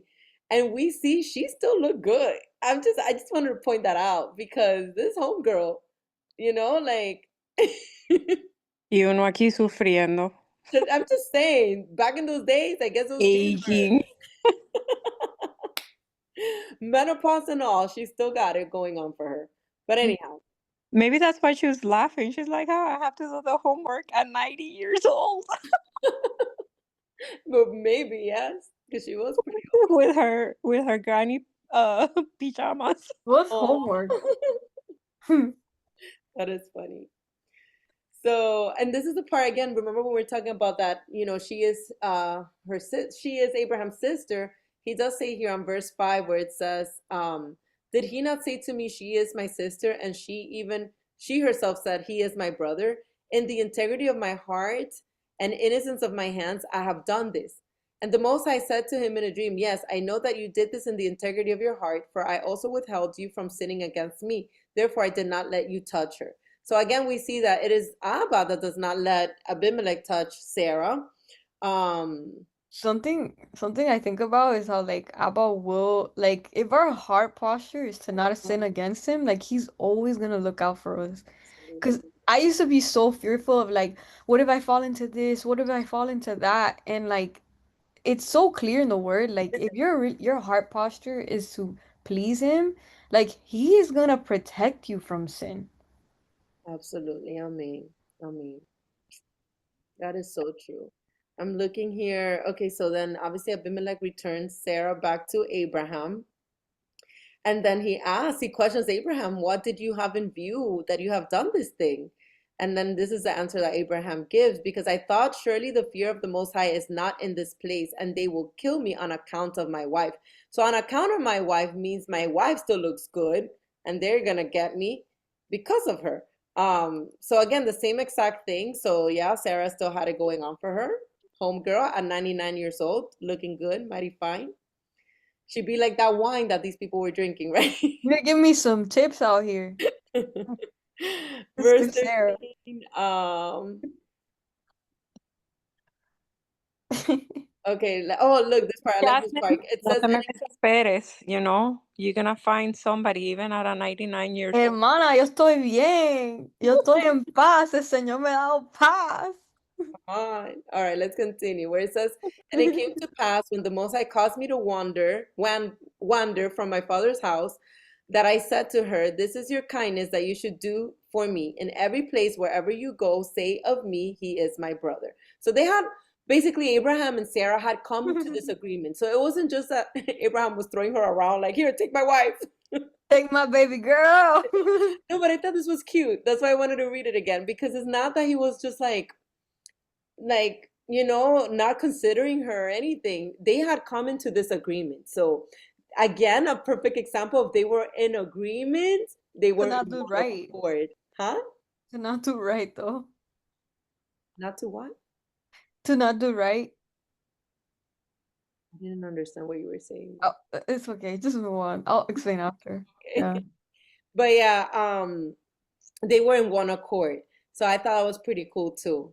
And obviously we see that again, you guys remember how the Most High gives whatchamacallit, the first on the first account with Pharaoh, not only does Pharaoh return Sarai back to Abraham, but he blesses him through Pharaoh, the same way as later in the Exodus, right? And again, Mhm. we see it here that Abimelech took sheep, oxen, and male and female servants and gave them to Abraham, and he restored Sarah, his wife, to him. So on both accounts, he blessed the people, not only returned Sarah back to him, but blessed him double. And again, we see the exact same thing happening later with Moses when Pharaoh finally lets the people of the Most High go free. It says that they plundered the Egyptians. In other words, they left them with nothing. They gave them all their gold, their possessions, their money, everything. And it is what I love to see this, because it's how the Most High works. He will always provide, even through your enemies. It's so crazy. I love that. And this is the part that they go into a covenant. I think it was here or in the next chapter, actually. And I was gonna say, like, even the fact that sometimes like we like provision comes from the most unexpected places, I feel like it really works on your faith and always reminding yourself that like it's really every good gift comes from above. Like Abba really is our provider, you know, in Absolutely. everything. Absolutely. And again, we know in this part that Abraham, I love this part, that when he prayed to the Most High, look at this. When he prayed to the Most High heals Abimelech and his wife and his female servants, and they bore children. In other words, because it says that the Most High had closed up all their wombs of the house of Abimelech because of Sarah. So for however long Sarah remained there, he had closed the wombs of all the people so that they couldn't have children. And it's so crazy. It all took a prayer from a righteous person for him to reverse the curse. And I always think that's so cool, because if we are Abraham's seed, we also understand that we have the same authority in the kingdom to pray on behalf of others, right? And he will surely listen. So I I was thought gonna that was pretty cool. I was gonna say, isn't there like a Bible verse that says like we're seated in heavenly places? Yes, yes. Sorry, I was trying to find the chat. I don't know. Okay. Jess said that she had to go. Oh, okay. I was like, I saw something happening in the chat. Sylvie was telling me that I ate too much. Oh, okay. Never mind. I'm not missing anything. All right. So let me stay focused here. So we have Genesis 21 when the promised seed is finally born. So we see, just as the Most High had spoken, it comes to pass. Sarah, has Isaac, and we know that Abraham circumcised his son Isaac on the eighth day, right? When he was 8 days old. So the promise begins with Isaac. He is the first child of righteousness that is actually circumcised on the eighth day. Because remember, Abraham and all his household was circumcised when they were old. And I believe Ishmael at that time was about 13 years old. So Isaac, the son of the promise, fulfills the 8-day prophecy. So this whole prophecy begins with Isaac. And again, it confirms that Abraham was 100 years old when Isaac was born. And then Sarah said, the Most High has made me laugh, and all who hear will laugh with me. So I think this laugh is not a laughter like mocking, like burlona. It's not that type of laugh. It's like, oh my gosh, like I can't believe I'm so old, and like that type of laughter. That's kind of But like, I took that also as happiness. yes, absolutely. Because that's the meaning of Isaac's name, and I truly believe that's why there's joy to that promise being fulfilled, right? But then we also see that happiness also comes with that meaning also comes with this verse 7. She also said, who would have said to Abraham that Sarah would nurse children? For I have borne him a son in his old age. And also her old age, where she's not mentioning her age, but she was pretty old herself. Just she was looking good, apparently. I need her tips. Right?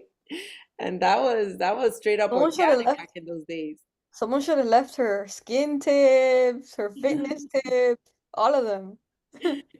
So we have the second portion of 21, the issues with Hagar and Ishmael. And again, Jasher, if you guys want to fill in the blanks, I highly recommend go back and reread or read if you've never done so. There's those catching the replay later. There's online copies of the book of Jasher if you don't have the physical book that you can find online. But it just fills in the gap so beautifully, and you see everything that takes place in between. Because here in the canon, from how you read it, it seems as if the bondwoman, and which is the Hagar, right, and her son are kicked out, and they basically never returned. But we see that that wasn't so, because Ishmael was indeed in touch. He was just kind of like a little bit more far, but Abraham would go and see him often. And we see that they grow up together, him and Ishmael. Like even at the time of the sacrifice, they were together. Well, right before the sacrifice, but yes. But when you also read the part where kind of like where Sarah obviously tells Abraham like I want them up like away from Isaac, right? He Sorry, was, can you repeat? am I getting ahead of myself? No, can you repeat? I missed the first thing you said. Oh, because here it makes it look like he was a young child. Like if Ishmael was like a kid, like a young lad, like un niño, like I think little that's, kid. I don't think it's said that he was a young child. I think that's the concept that the TV, the movies have put in our minds. Oh, Because it does say, it does speak of him as a boy. Um, yeah, but like right there where it says you see where it says then. Sorry, my eyes are awful. Like I need to go to get my eyes checked and get new glasses. But then she went sat down across from him at a distance from herself, right? A boy, like it talks like it makes it seem like like he's such. Ishmael's a young boy. And then look here, I have it right open on Joshua where it says, you know, he was 14 when Isaac was born. Mhm. And then it said, and God was with Ishmael, the son of Abraham, and he grew up and he learned to use the bow and became an archer. And when Isaac was 5 years, meaning Ishmael was 19 Yeah. years old, he was sitting with Ishmael at the door of the tent. Here we Mhm. go, the door and the tent Door again. of the fence. And Ishmael came to Isaac and seated himself opposite to him, and he took the bow and drew it and put the arrow in it, and indeed to slay Isaac. That's what Sarah saw, and that's why she's like, get him out of here. Yeah, because there was also like jealousy between the two, and remember the whole conflict with Hagar. So again, like I said, there's so much more detail. Thank you for reading that little portion, Sylvie, because that does add indeed a lot more clarity as to why Sarah was so, Hesitant because it yeah. makes it look like, oh my gosh, she's so bad. Like, why would she throw away a kid, like And a he wasn't a child? kid. And yes, even in the canon, Correct. even if you don't have the Joshua account, you would know that he was at the very least 16. Like he was not, I know he was older, but I'm saying he wasn't a young boy because of the fact that he got circumcised at 13, and he was 13 before Isaac was born. And then yes, we know here that doesn't say how old Isaac was, but it says when he was weaned, right? And back in those days, those ladies were breastfeeding for at least 4 or 5 years. That's how it was. Still is like that some parts, some women, but those days especially, like they had nothing else, so they would breastfeed forever. And so we know that yeah, most likely Isaac was 4 or 5 years old when he was weaned. And so if you even add it up, yes, it makes perfect sense that Ishmael was the age that Jasher says he was. Absolutely. So I want to make this And it even reads how it grieved Sarah's heart, like the whole act. So it's not like oh, here goes Mama Gallina a defender su pollito, but like it grieved her, the whole act. Sarah was indeed a righteous woman, and again we see that obviously she tried to help the Most High, but by giving her servant. But again, it wasn't a sinful act either, because that was allowed. That was okay. That's your servant, and basically she wanted her to be her womb, But we have to understand, like we said from the beginning, that there were two. There was a seed of the promise that was given through Isaac. Ishmael was a seed, but he wasn't the seed of the promise. And I like it here on verse 13 where it says, "Yet I will make a nation of the son of the bondwoman because he is your seed." But meaning, I will make a nation out of him, but he is not the seed of the promise. And I know we spoke a lot about this comparison in the study of Galatians. And I believe, yes, it even quotes it here in Blue Letter Bible. So let's read this little portion here. Because that whole comparison goes back to the book of the law and the book of the covenant. It says here, tell me, you who desire to be under the law, do you not hear the law? For it is written that Abraham had two sons, the one by a bondwoman, the other by a free woman. Obviously, we know bondwoman being Hagar and the free woman being Sarah. But he who was of a bondwoman was born according to the flesh, meaning not according to faith, right? You guys remember we spoke about that. And he of the free woman through promise, which things are symbolic. For these are the two covenants, the one from Mount Sinai, which gives birth to bondage. This is the one done after the sin of the golden calf, which is Hagar. For this Hagar is Mount Sinai in Arabia and corresponds to Jerusalem, which now is, and is in bondage with her children. But the Jerusalem above is free, which is the mother of us all, for it is written. Okay, I'm going to keep it at that. But basically, this is going back to, we are free, back to the book of the covenant. We spoke a little bit about it last week. Back to the original order of Melchizedek, which is not under the Levitical order. And this is the difference, which is why I'm pointing out the seed of Abraham, which is of the bondwoman. So again, we know he sent her away. But the Most High gives her a promise. Okay, here it talks about him being an archer too. He grew up, dwelt in the wilderness, and became an archer. So that, you see, so that confirms the account of Joshua, actually. Mm-hmm. I wanted to add anything else. Okay, so we do see that he takes a wife from the land of Egypt, meaning Ishmael. And again, that's how we see how the seed through Ishmael begins to unfold, because it takes it all the way back to Egypt, back to the bondwoman. So I thought it was pretty interesting that he chooses a woman from there. And again, we go back to the covenant with Abimelech, the Abimelech that we just read a couple verses ago, actually in the last chapter. We know that Abimelech comes to him so that he can enter a covenant with Abraham, because of the fact that he sees that Abraham is basically being blessed, right? And that he was blessed on behalf of Abraham. Let me see. But this all started with the well. I'm trying to find it. Where is it that it says it? And it came to pass, Abimelech, okay, the commander comes to Abraham. I think it's Oh more yeah, it's down. right here with my, oh no, wait. No, it's when the seven, keep going.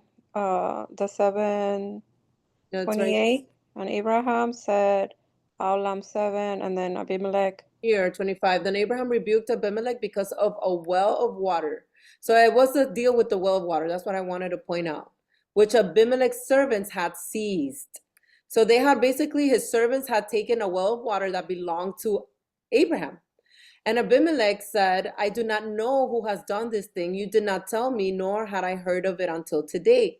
So Abraham took sheep and oxen and gave them to Abimelech, and the two of them made a covenant. So in other words, they entered into a covenant because of the well of water. Let me see. So the covenant basically was this: you will take these 7 ewe lambs from my hand, and they may be my witnesses that I have dug this well. Therefore he called that place Beersheba, because the two of them swore an oath there. Thus they made a covenant on Beersheba. So Abimelech rose with Pichol, the commander of his army, and they returned to the land of the Philistines. Then Abraham planted a tamarisk tree in Beersheba, and there called on the name of the Adon, the everlasting Elohim. And Abraham stayed in the land of the Philistines many days. Okay, so the covenant was because of the well. So basically the dealing, it's interesting that all the covenants were always made with animals. And again, goes back to the covenant that the Most High himself did with Abraham, where he uses the pieces of the animals to walk through the blood of the animals. So there's connection here, obviously, with the amount of lambs that were there. I'm pretty sure I'm not gonna lie, I didn't look deep into this, but I remember looking into something that had to do with Beersheba. Let me see if this points out the meaning. In Joshua, it talks about how he planted the tree in Beersheba and then made it 4 gates facing the 4 sides of the earth. I remember that now. Yes. Thank you for reminding me of that. Yeah, there's definitely more understanding to be learned here. But I'm going to move it along because we're in the last chapter of Genesis before we connect it to a few other precepts that we want to touch for tonight. So this last part has to do with confirming his faith, and this is the test part, and my favorite part for this evening's portion, because this has to do with the sacrifice. Obviously, he doesn't. This part would always hit me so much just because it's like, I feel like this walk is such a walk of surrender, and it goes to show that everything that we have, it really doesn't belong to us. Absolutely. Like, we've been given everything by grace and through Abba's mercy, but nothing that we have ever belonged to us, or it's not ours, it's his. So, such a good story of surrender. Abraham is such a good example of everything, really. But we see how his faith got tested. Like he was chosen the father of faith, but we see how it is confirmed by this act. In other words, show me not by your words, show me by actions, right? Because it takes faith plus works. And this is the part where we will be reading that from the account on James briefly. This is a perfect example of faith plus works. So we see that again, he tells him, take now your son, your only son Isaac, whom you love, and go to the land of Moriah and offer him there as a burnt offering on one of the mountains of which I shall tell you. Again, it's crazy because, again, I cry every time I read the account on Joshua on this portion, because the details are, my goodness, that's like a whole novel. But the whole point I'm trying to make is that, yes, Abraham was in the flesh in this world, right? However, I believe he was so in tuned with Abba, like he was so in the spirit, that he had to believe at some point that even though he was saddened and crying and like we see in Joshua how he literally, like, the tears would drop up on top of Isaac as he was about to sacrifice him. He also knew that there is no way this sacrifice could really take place if the Most High had sworn on his name, had made an eternal covenant that he would bless him through that seed, which was Isaac. Seeing the fulfillment of Isaac himself, how could the Most High break his own word? So I'm pretty sure deep inside, Abraham believed enough to understand this. You get me? And that's where I'm always going back to. Like, I don't really think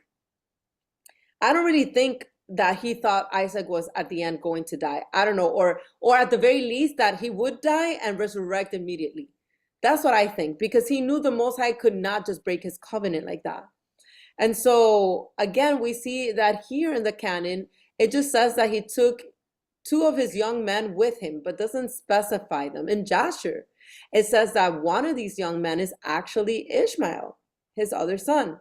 So I thought that was pretty interesting. And I think it was Eileen last time that was mentioning, I don't remember. I think she mentioned how Ishmael on their way there was trying to discourage Isaac from actually fulfilling the sacrifice. So Isaac was aware of what's going to take place, right? So I just, But here in Jasher too, there's a portion that it's a foreshadow of Job too. who? Hope, Job.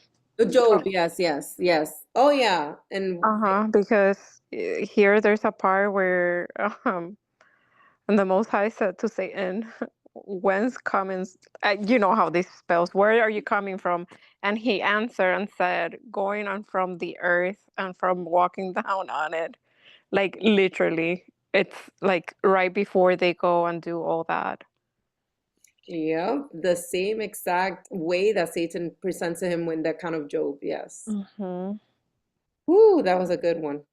And remember when So this is I'm like, let's just read from here. I love all these details. I know, This gives I you a always love picture. going back to Abraham. I'm telling you, Yeah. Genesis overall, but Abraham always gets me. It's like, oh, Abraham, Papa Abraham. So we see that again, that he then tells the man to stay with the donkey, and then he takes Isaac, with him to worship. And obviously, the worship was the burnt offering that he had to lay his son Isaac on. And again, in the account of Joshua, it says that Isaac was aware. Not only was he aware, but they were both aware of how the enemy, like Sylvie just mentioned, tried to interfere with that actually taking place, because he knew what would unfold and what would happen if Abraham would obey till the very last moment. Look here, it's so much detail. It's just because here it's not just Abraham, but like Sarah got him ready. Yes, Like she knew what was gonna happen, and she dressed him properly. And here on Jasher, it says, and Isaac said to his father, "Bind me securely, and then place me upon the altar, lest I should turn and move and break loose from the force of the knife upon my flesh." And because Abraham did so. by the way, I don't think Sarah, I don't remember Sarah knowing, because I think she died after she found out. No, she knew. I have to go It back. said here, and Sarah went out with them, and she accompanied them to the road to take them off, and said to her, "Return to the tent." No, and he said, okay, here. And she dressed Isaac, her son, therewith, and she put a turban upon his head, and she enclosed a precious stone in the top of the turban. And she gave him provision for the road. And they went forth, and Isaac went with his father Abraham, and some of their servants accompanied them up in the road. And Sarah went out with them, and she then was told to return to the tent. And Sarah heard the words of her son Isaac, and she wept bitterly. And Abraham, her husband, wept with her and her son. So Yeah, they were weeping. She was crying. She absolutely. knew what was going to I happen. think it doesn't say exactly like she knew, but like she had, like in Spanish, un presentimiento. Yeah. Um, and also it makes it like that she did not want him to go, because he had never left her side, so she was very hesitant, you know, And that she wouldn't see him again. and Abraham took his two of his young men with him, Ishmael, the son of Hagar, and Eliezer, his servant. Eliezer was the other one. I was wondering what was, yeah, but it confirms that Ishmael indeed was there. Yes, absolutely. Here we see in the canon that it mentions that Isaac asking where is the lamb for the burnt offering. But again, I believe that this is because of the fact that he knew that the lamb would be sacrificed in his place, because we see through it all that he knew what was actually taking place. So all that is foreshadowing the fire and the wood, but where is the lamb for the burnt offering? And then the answer Abraham gives, my son, the Most High will provide for himself the lamb for a burnt offering. So again, I believe they knew that, yeah, this beautifully connects with Passover. Absolutely. Connects from the beginning to the Passover. And we see how, And again, Joshua says it and confirms it. For the most high had prepared the ram for that day to be the burnt offering instead of Isaac. oh, our Mashiach, all the foreshadowing, I love it. Such connections with what Messiah would do, beginning with the Passover and ending with the second Passover, right? Leading us into eternal redemption and deliverance out of Egypt. So we know that the angel of the Adon comes and stops Abraham, right? And then because of that, it says that, let me see. Oh, no, here where it says, verse 13, then Abraham lifted his eyes and looked, and there behind him was a ram caught in a thicket by its horns. And this is what I was speaking of earlier, that I believe also signifies a foreshadowing of Messiah with the crown of thorns on his head. So Abraham went and took the ram and offered it up for a burnt offering instead of his son. So a redemption, and almost like a what's it called? What we later see in the book of Exodus and even in Leviticus, the exchange of the firstborn. You know, I give you my firstborn as a return. So yes, I think that begins with that, with Abraham. And then Abraham called the name of the place, the Adon will provide. And it is said to this day, in the mount of the Adon, it shall be provided. And then again, this account is what confirms his covenant. Blessing I will bless you, on verse 17, blessing I will bless you, and multiplying I will multiply your descendants as the stars of the heaven and as the sand which is on the seashore. And your descendants shall possess the gate of their enemies. In your seed all the nations of the earth shall be blessed, because you have, again, because you have obeyed my voice. Because you have obeyed my voice. And I want to go straight into the account on James, because it all goes to faith plus works. And exactly from James, I want to read from, hold on, because I missed my, where is it? 14 through 24. Okay, from here, where it says, what does it profit, my brethren, if someone says he has faith but does not have works? Can faith save him? If a brother or sister is naked and destitute of daily food, and one of you says to them, depart in peace, be warmed and filled, but you do not give them the things which are needed for the body, what does it profit? But also, does also faith by itself, if it does not have works, is dead. Remember that Abraham was counted righteous because he believed, but it also clearly had the works, because faith without works is dead. But someone will say, you have faith and I have works. Show me your faith with your works, and I will show you my faith by my works. That's exactly what Abraham did. He showed his faith by his works. You believe that there is one Elohim. You do well. Even the demons believe and tremble. I always like this part because it's so true. Even the demons believe and tremble. So faith, believing alone does not cut it, guys. Verse 20. But do you want to know, O foolish man, that faith without works is dead? Was not Abraham, our father, justified by works when he offered Isaac, his son, on the altar? Do you see that faith was working together with his works? And by works, faith made perfect? And the scripture was fulfilled, which says, Abraham believed the Most High, and it was accounted to him for righteousness, and he was called the friend of God. You see then that a man is justified by works and not by faith only. So I always say that this, James makes it so clear for the Debbie Downers, right? So clear for those that are always like, oh, no, no, no, works is not going to save you. Yes, clearly your works are not going to save you. However, your faith is defined by your works. So if But without faith, it is impossible to please the Most High. Absolutely. But faith must be showed by your works, which is the same exact idea of you will know them by their fruit. It's Yeah. the exact same idea. A tree could believe all they want, but let me see your fruit.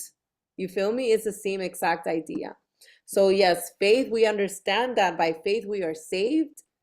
That is the entryway, but then faith is not real faith unless it shows the works or the fruit, basically. So I did want to read the account on Second Kings just because there are so many connections here. Let me see how much of it I read. This is on Elijah and the widow's oil, but follow me with this one because I don't know if you were able to read it ahead of time. And if you did, if you could share anything at all that you ladies were able to see or put it in the chat as I read. It says, a certain woman of the wives of the sons of the prophets cried out to Elijah, saying, your servant, my husband, is dead, and you know that your servant feared the Adon, and the creditor is coming to take my 2 sons to be his slaves. So I always say that though this is a real story, like it wasn't a parable, obviously a story that took place, everything in scriptures has like double meaning. Like Abba allowed for it to be placed there or even for it to take place because there was a bigger picture behind it. I don't know if you guys see from the beginning, like your servant, my husband, is dead. It's almost like speaking of Messiah. And here about his 2 sons being the slaves could be the 2 different seeds of Abraham, right? Which will lead to the 2 houses as well, the 2 kingdoms of Israel. So it says, so Elisha said to her, what shall I do for you? Tell me, what do you have in the house? And she said, your maidservant has nothing in the house but a jar of oil. And we know always that oil within scriptures is so significant, like his anointing oil. Even in the parable of the 10 virgins, we see like that their lamps were filled with oil. And the oil also being representation not only of our good works, but of his Holy Spirit in us. Then he said, go borrow vessels from everywhere.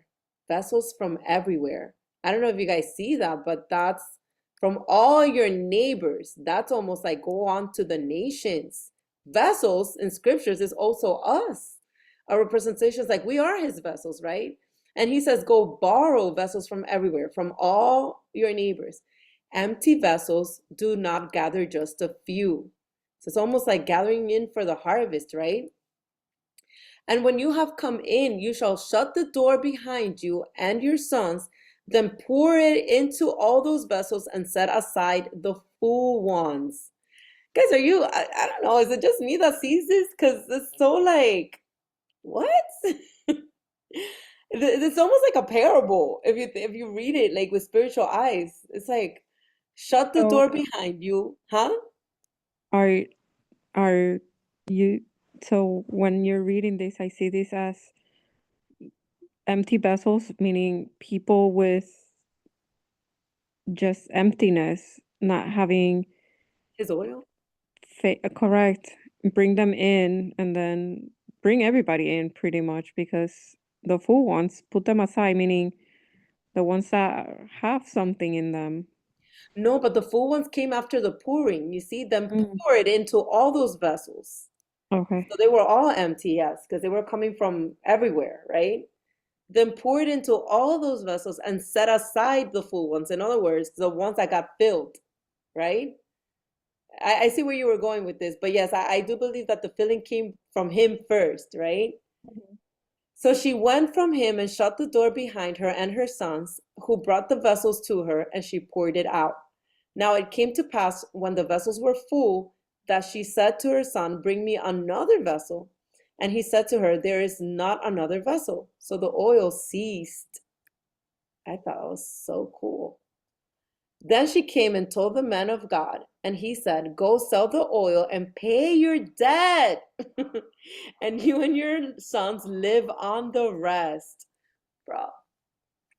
You know, like how Messiah paid our debt?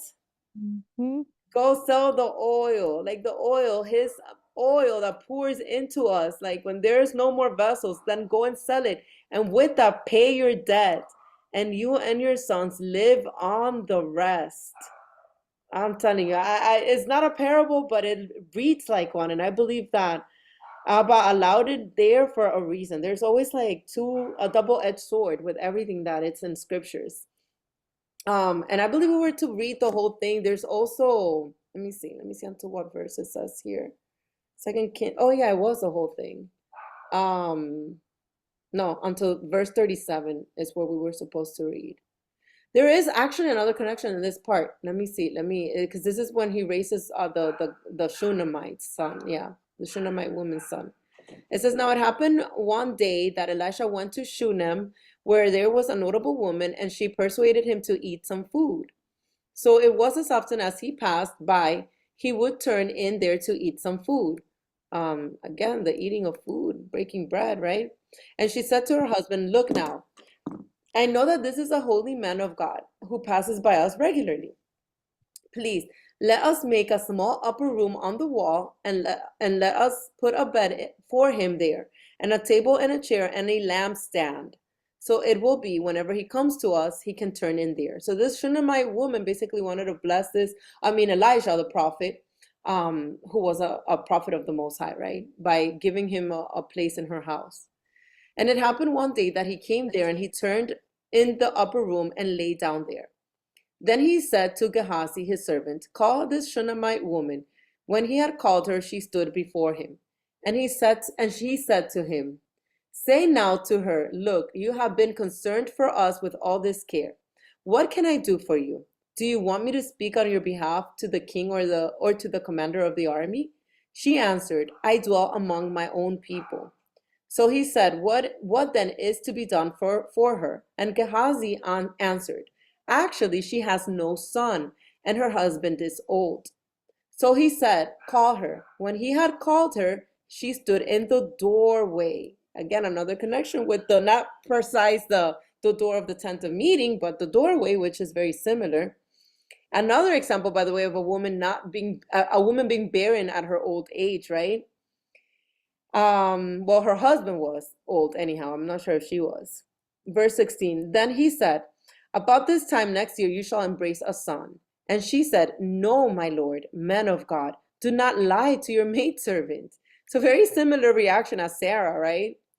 But the woman conceived and bore a son when the appointed time had come, of which Elisha had told her. And the child grew. Now it happened one day that he went out to his father to the reapers.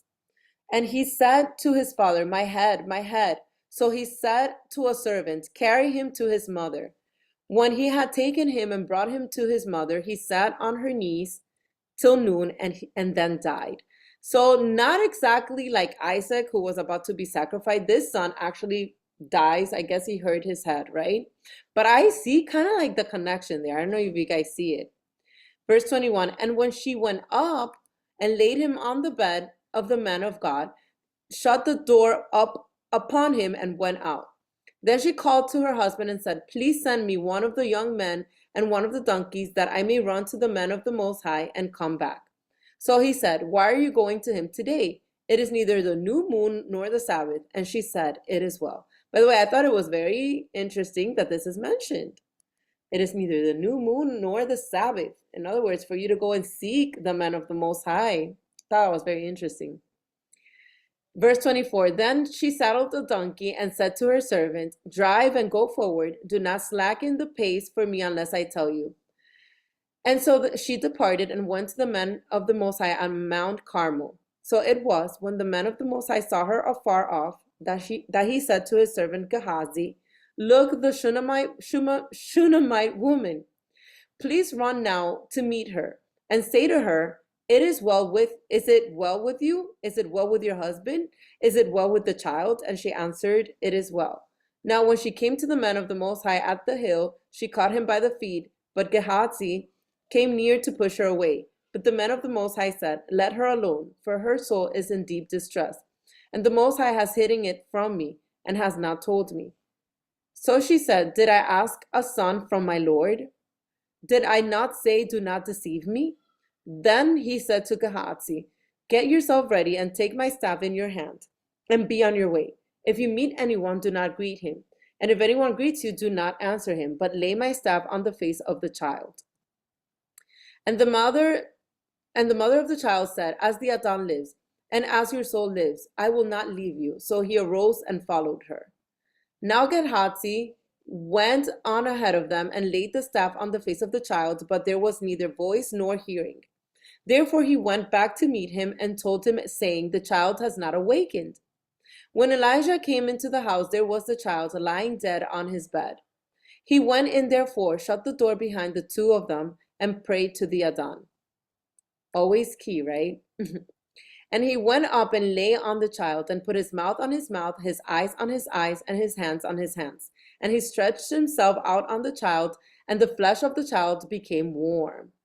So I always like this, what took place with Elijah, and like this miracle of reviving a person, because it's almost like he was passing on the ruach through his breath, almost as if, I know it sounds like when you give what is it called?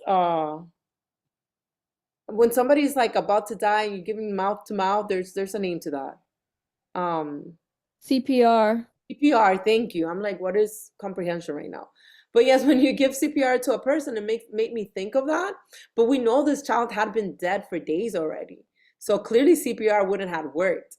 But he's still like blowing his breath, and stretching out his flesh over the child, right? Then it says he returned and walked back and forth in the house, and again went up and stretched himself out on him. Then the child sneezed, and interestingly, 7 times. And the child opened his eyes, and he called Gehazi and said, "Call this Shunammite woman." So he called her, and when she came into him, he said, "Pick up your son." So she went in, fell at his feet, and bowed to the ground. Again, another example of bowing to the ground out of like admiration and, right, respect. Then she picked up her son and went out. I'm going to stop it at there. I think it was only till there. But I see the connections. I don't know if you guys can see it and want to share anything between the account of Ishmael and the Shunammite woman, as well as the woman with the 2 sons, which is the widow's oil. Yeah, I thought it was pretty cool.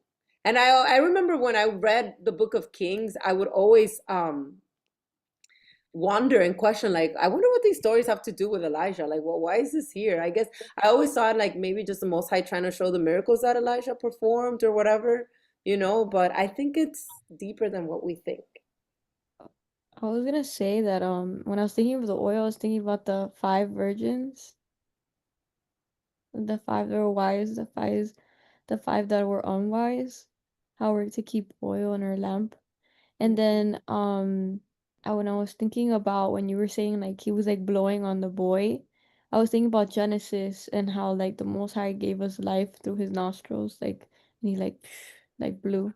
And again, it doesn't say, Kings doesn't say that he blew, but he was mouth to mouth. So It's I mean, like eye you're to eyes, breathing. mouth to mouth. It's like you're breathing on him, Yeah, right? you're breathing. Yeah, So I even though see. it's not through your nose, you're still breathing through your mouth. Yeah, absolutely. Absolutely. So I saw I was thinking about that. I saw that too. And again, just want to quickly go over, not going to read all of these, but just to sum it up, reminder that what I said before was in Luke 17:32, to remember Lot's wife. Whoever seeks to save his life will lose it, and whoever loses his life will preserve it. And again, I tell you, in that night there will be 2 men in one bed. The one will be taken and the other will be left. The 2 women will be grinding together. The one will be taken and the other left. 2 men will be in the field. The one will be taken and the other left. And they answered and said to him, Where, Adon? So he said to them, Wherever the body is, there the eagles will be gathered together. I do want to say something. Remember Lot's wife. It starts by telling us to remember Lot's wife. The one that was taken away in Lot in the account of Genesis was actually the ones, were actually the unrighteous ones that stayed. They were taken away from this earth. They died. They vanished with the fire and brimstone, right? The ones whose life were preserved and stayed behind were Lot and his daughters. And so where it says, because a lot of people will use this to say, oh, this is like the rapture, right? Because we will be taken away. Well, we also know in the book of Second Ezra, which is Apocrypha, that it tells us that the ones that are taken away are actually the unrighteous, and the ones that are left behind are the righteous ones, because it is confirmed by our own Messiah. The meek shall inherit the earth. And if the meek shall inherit the earth, is because the meek is the one that is staying behind, right? The world is crazy because the world will teach us like the opposite. And even they'll show you in movies, like they even have a movie called Left Behind, as if it was a bad thing. Well, actually, left behind is actually a good thing. Noah and his family, another example, were left behind in the ark, but their lives were preserved. So when we read, there will be two men, one will be taken and the other one will be left, it is, from my understanding, that if I'm remembering Lot's wife, the one that is left are the ones that were preserved. Same as the two women who were grinding together, same as the men in the field, right? And again, wherever the body is, there the eagles will be gathered together. And he does say in the account of Isaiah that he will gather us in the wings of an eagle. He will take us there. So it is the meek that inherits the earth. Just wanted a quick reminder of that. I did want to, let me see, Romans 9:6-9 has to do with, let me read it really quick. But is it not the word of the Most High has taken no effect? For they are not Israel who are of Israel. And this is speaking of, I love Paul because he always brings it back to, it is spiritual, guys. Israel is a people, it's not a place, right? Nor are they all children, because they are the seed of Abraham. But in Isaac, your seed shall be called. And we know that Isaac is the son of the free woman, the son of the promise, which came by faith. So it is through faith that we are Israel. It's not through any act of the flesh that we are Israel, right? That is, those who are the children of the flesh, these are not the children of the Most High. But the children of the promise are counted as the seed. For this is the word of the promise. At this time I will come, and Sarah shall have a son. So I also want to point to Hebrews. We read it last week, but now this time we're only going to read 17 and 9-19. By faith, Abraham, when he was tested, offered up Isaac, and he who had received the promises offered up his only begotten son, of whom it was said, in Isaac your seed shall be called, concluding that the Most High was able to raise him up, which is what I was talking about earlier, even from the dead, from which he also received him in a figurative sense. So in other words, Abraham believed so much, had so much faith, that even if he sacrificed Isaac, he knew that he would at the very least raise him up from the dead, which is why he obeyed till death, because he knew the Most High would not break his covenant. He could not go against his own word. Abraham clearly believed this with his whole heart. The whole account on 2 Peter's has to do with false teachers and false doctrines. And I do want to, I'm not going to read, I'm assuming you guys read it on your own, but I do want to point out the following, that we are to understand that false teachers will lead you away from the righteous seed, and that the connection with Sodom and Gomorrah and false teachers has to do with exactly what was taking place in Sodom and Gomorrah. what was taking place, ungodliness, right? The world of the ungodly, right? And so we are to come out of her, my people, come out of her. And it's interesting because look what it says on verse 8. I'm not going to read all of it, but just going to point out a few things. For that righteous man, meaning speaking of Lot, dwelling among them, tormented his righteous soul from day to day by seeing and hearing their lawless deeds. So in other words, Lot was in the midst of wickedness, but he was tormented by the lawless deeds that these people were doing. And that confirms what we were saying at the beginning, that Lot indeed was a righteous man. It confirms it in 2 Peter. I knew I had seen it somewhere. I was trying to look for it in Genesis, but now I remember that it was from 2 Peter. And So and even his actions, like what he was trying to do with the angels, like I feel like that was like he was looking out for himself, even for the people. And it even reminds me of Moses, how Moses was always looking out for the people. And yeah, like righteous people always do that. They're gonna look out for the others as well. absolutely. Yeah, I do believe again, and it's confirmed in 2 Peter that Lot indeed was a righteous man. And again, yes, he slept with his daughters, not clearly in his own conscience. And then the daughters not intentionally sinning either. They did it as, oh, I think we're gonna have to help out, the Most High here because we're the only ones left. I think he, Uh, I think, I think they knew that he was righteous and that was not going to happen, and that's why they got him drunk. It was like the Absolutely. only way for them to get him not to, or for Yes, him to become absolutely. unrighteous.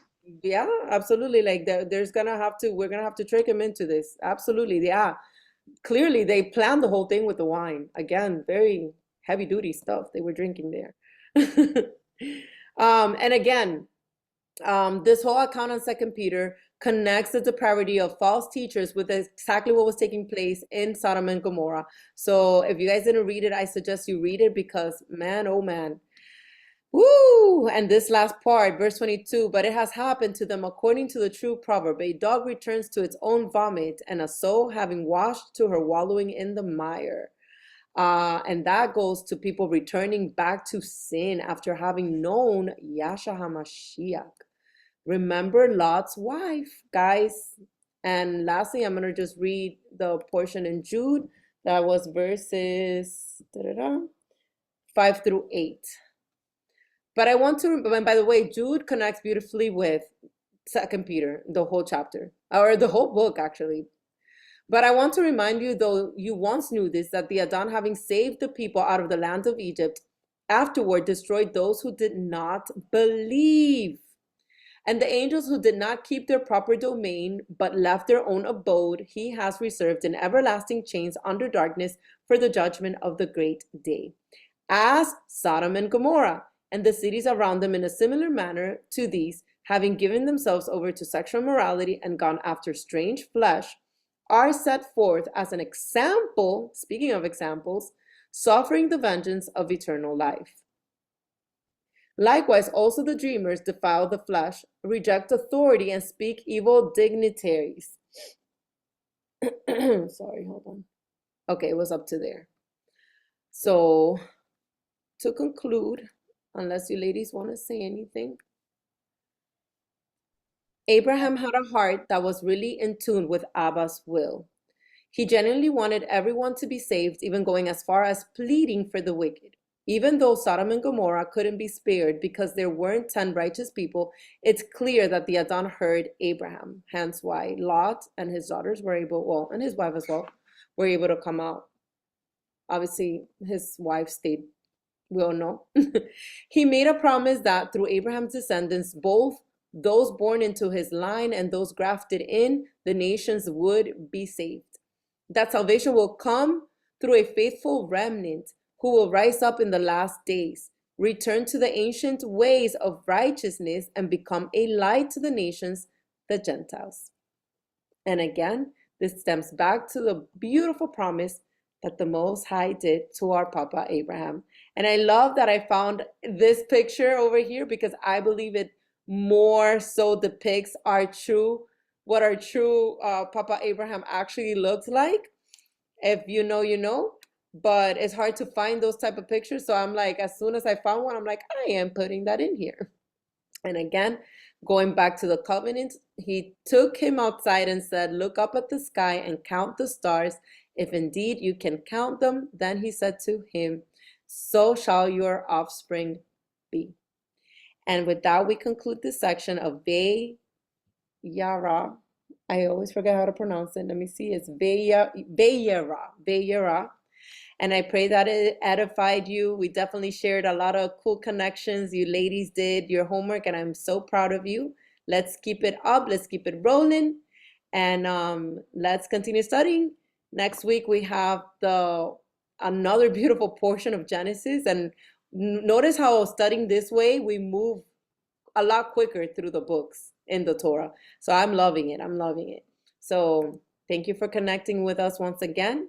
And we shall be in touch. May Abba Baruch you all. God bless.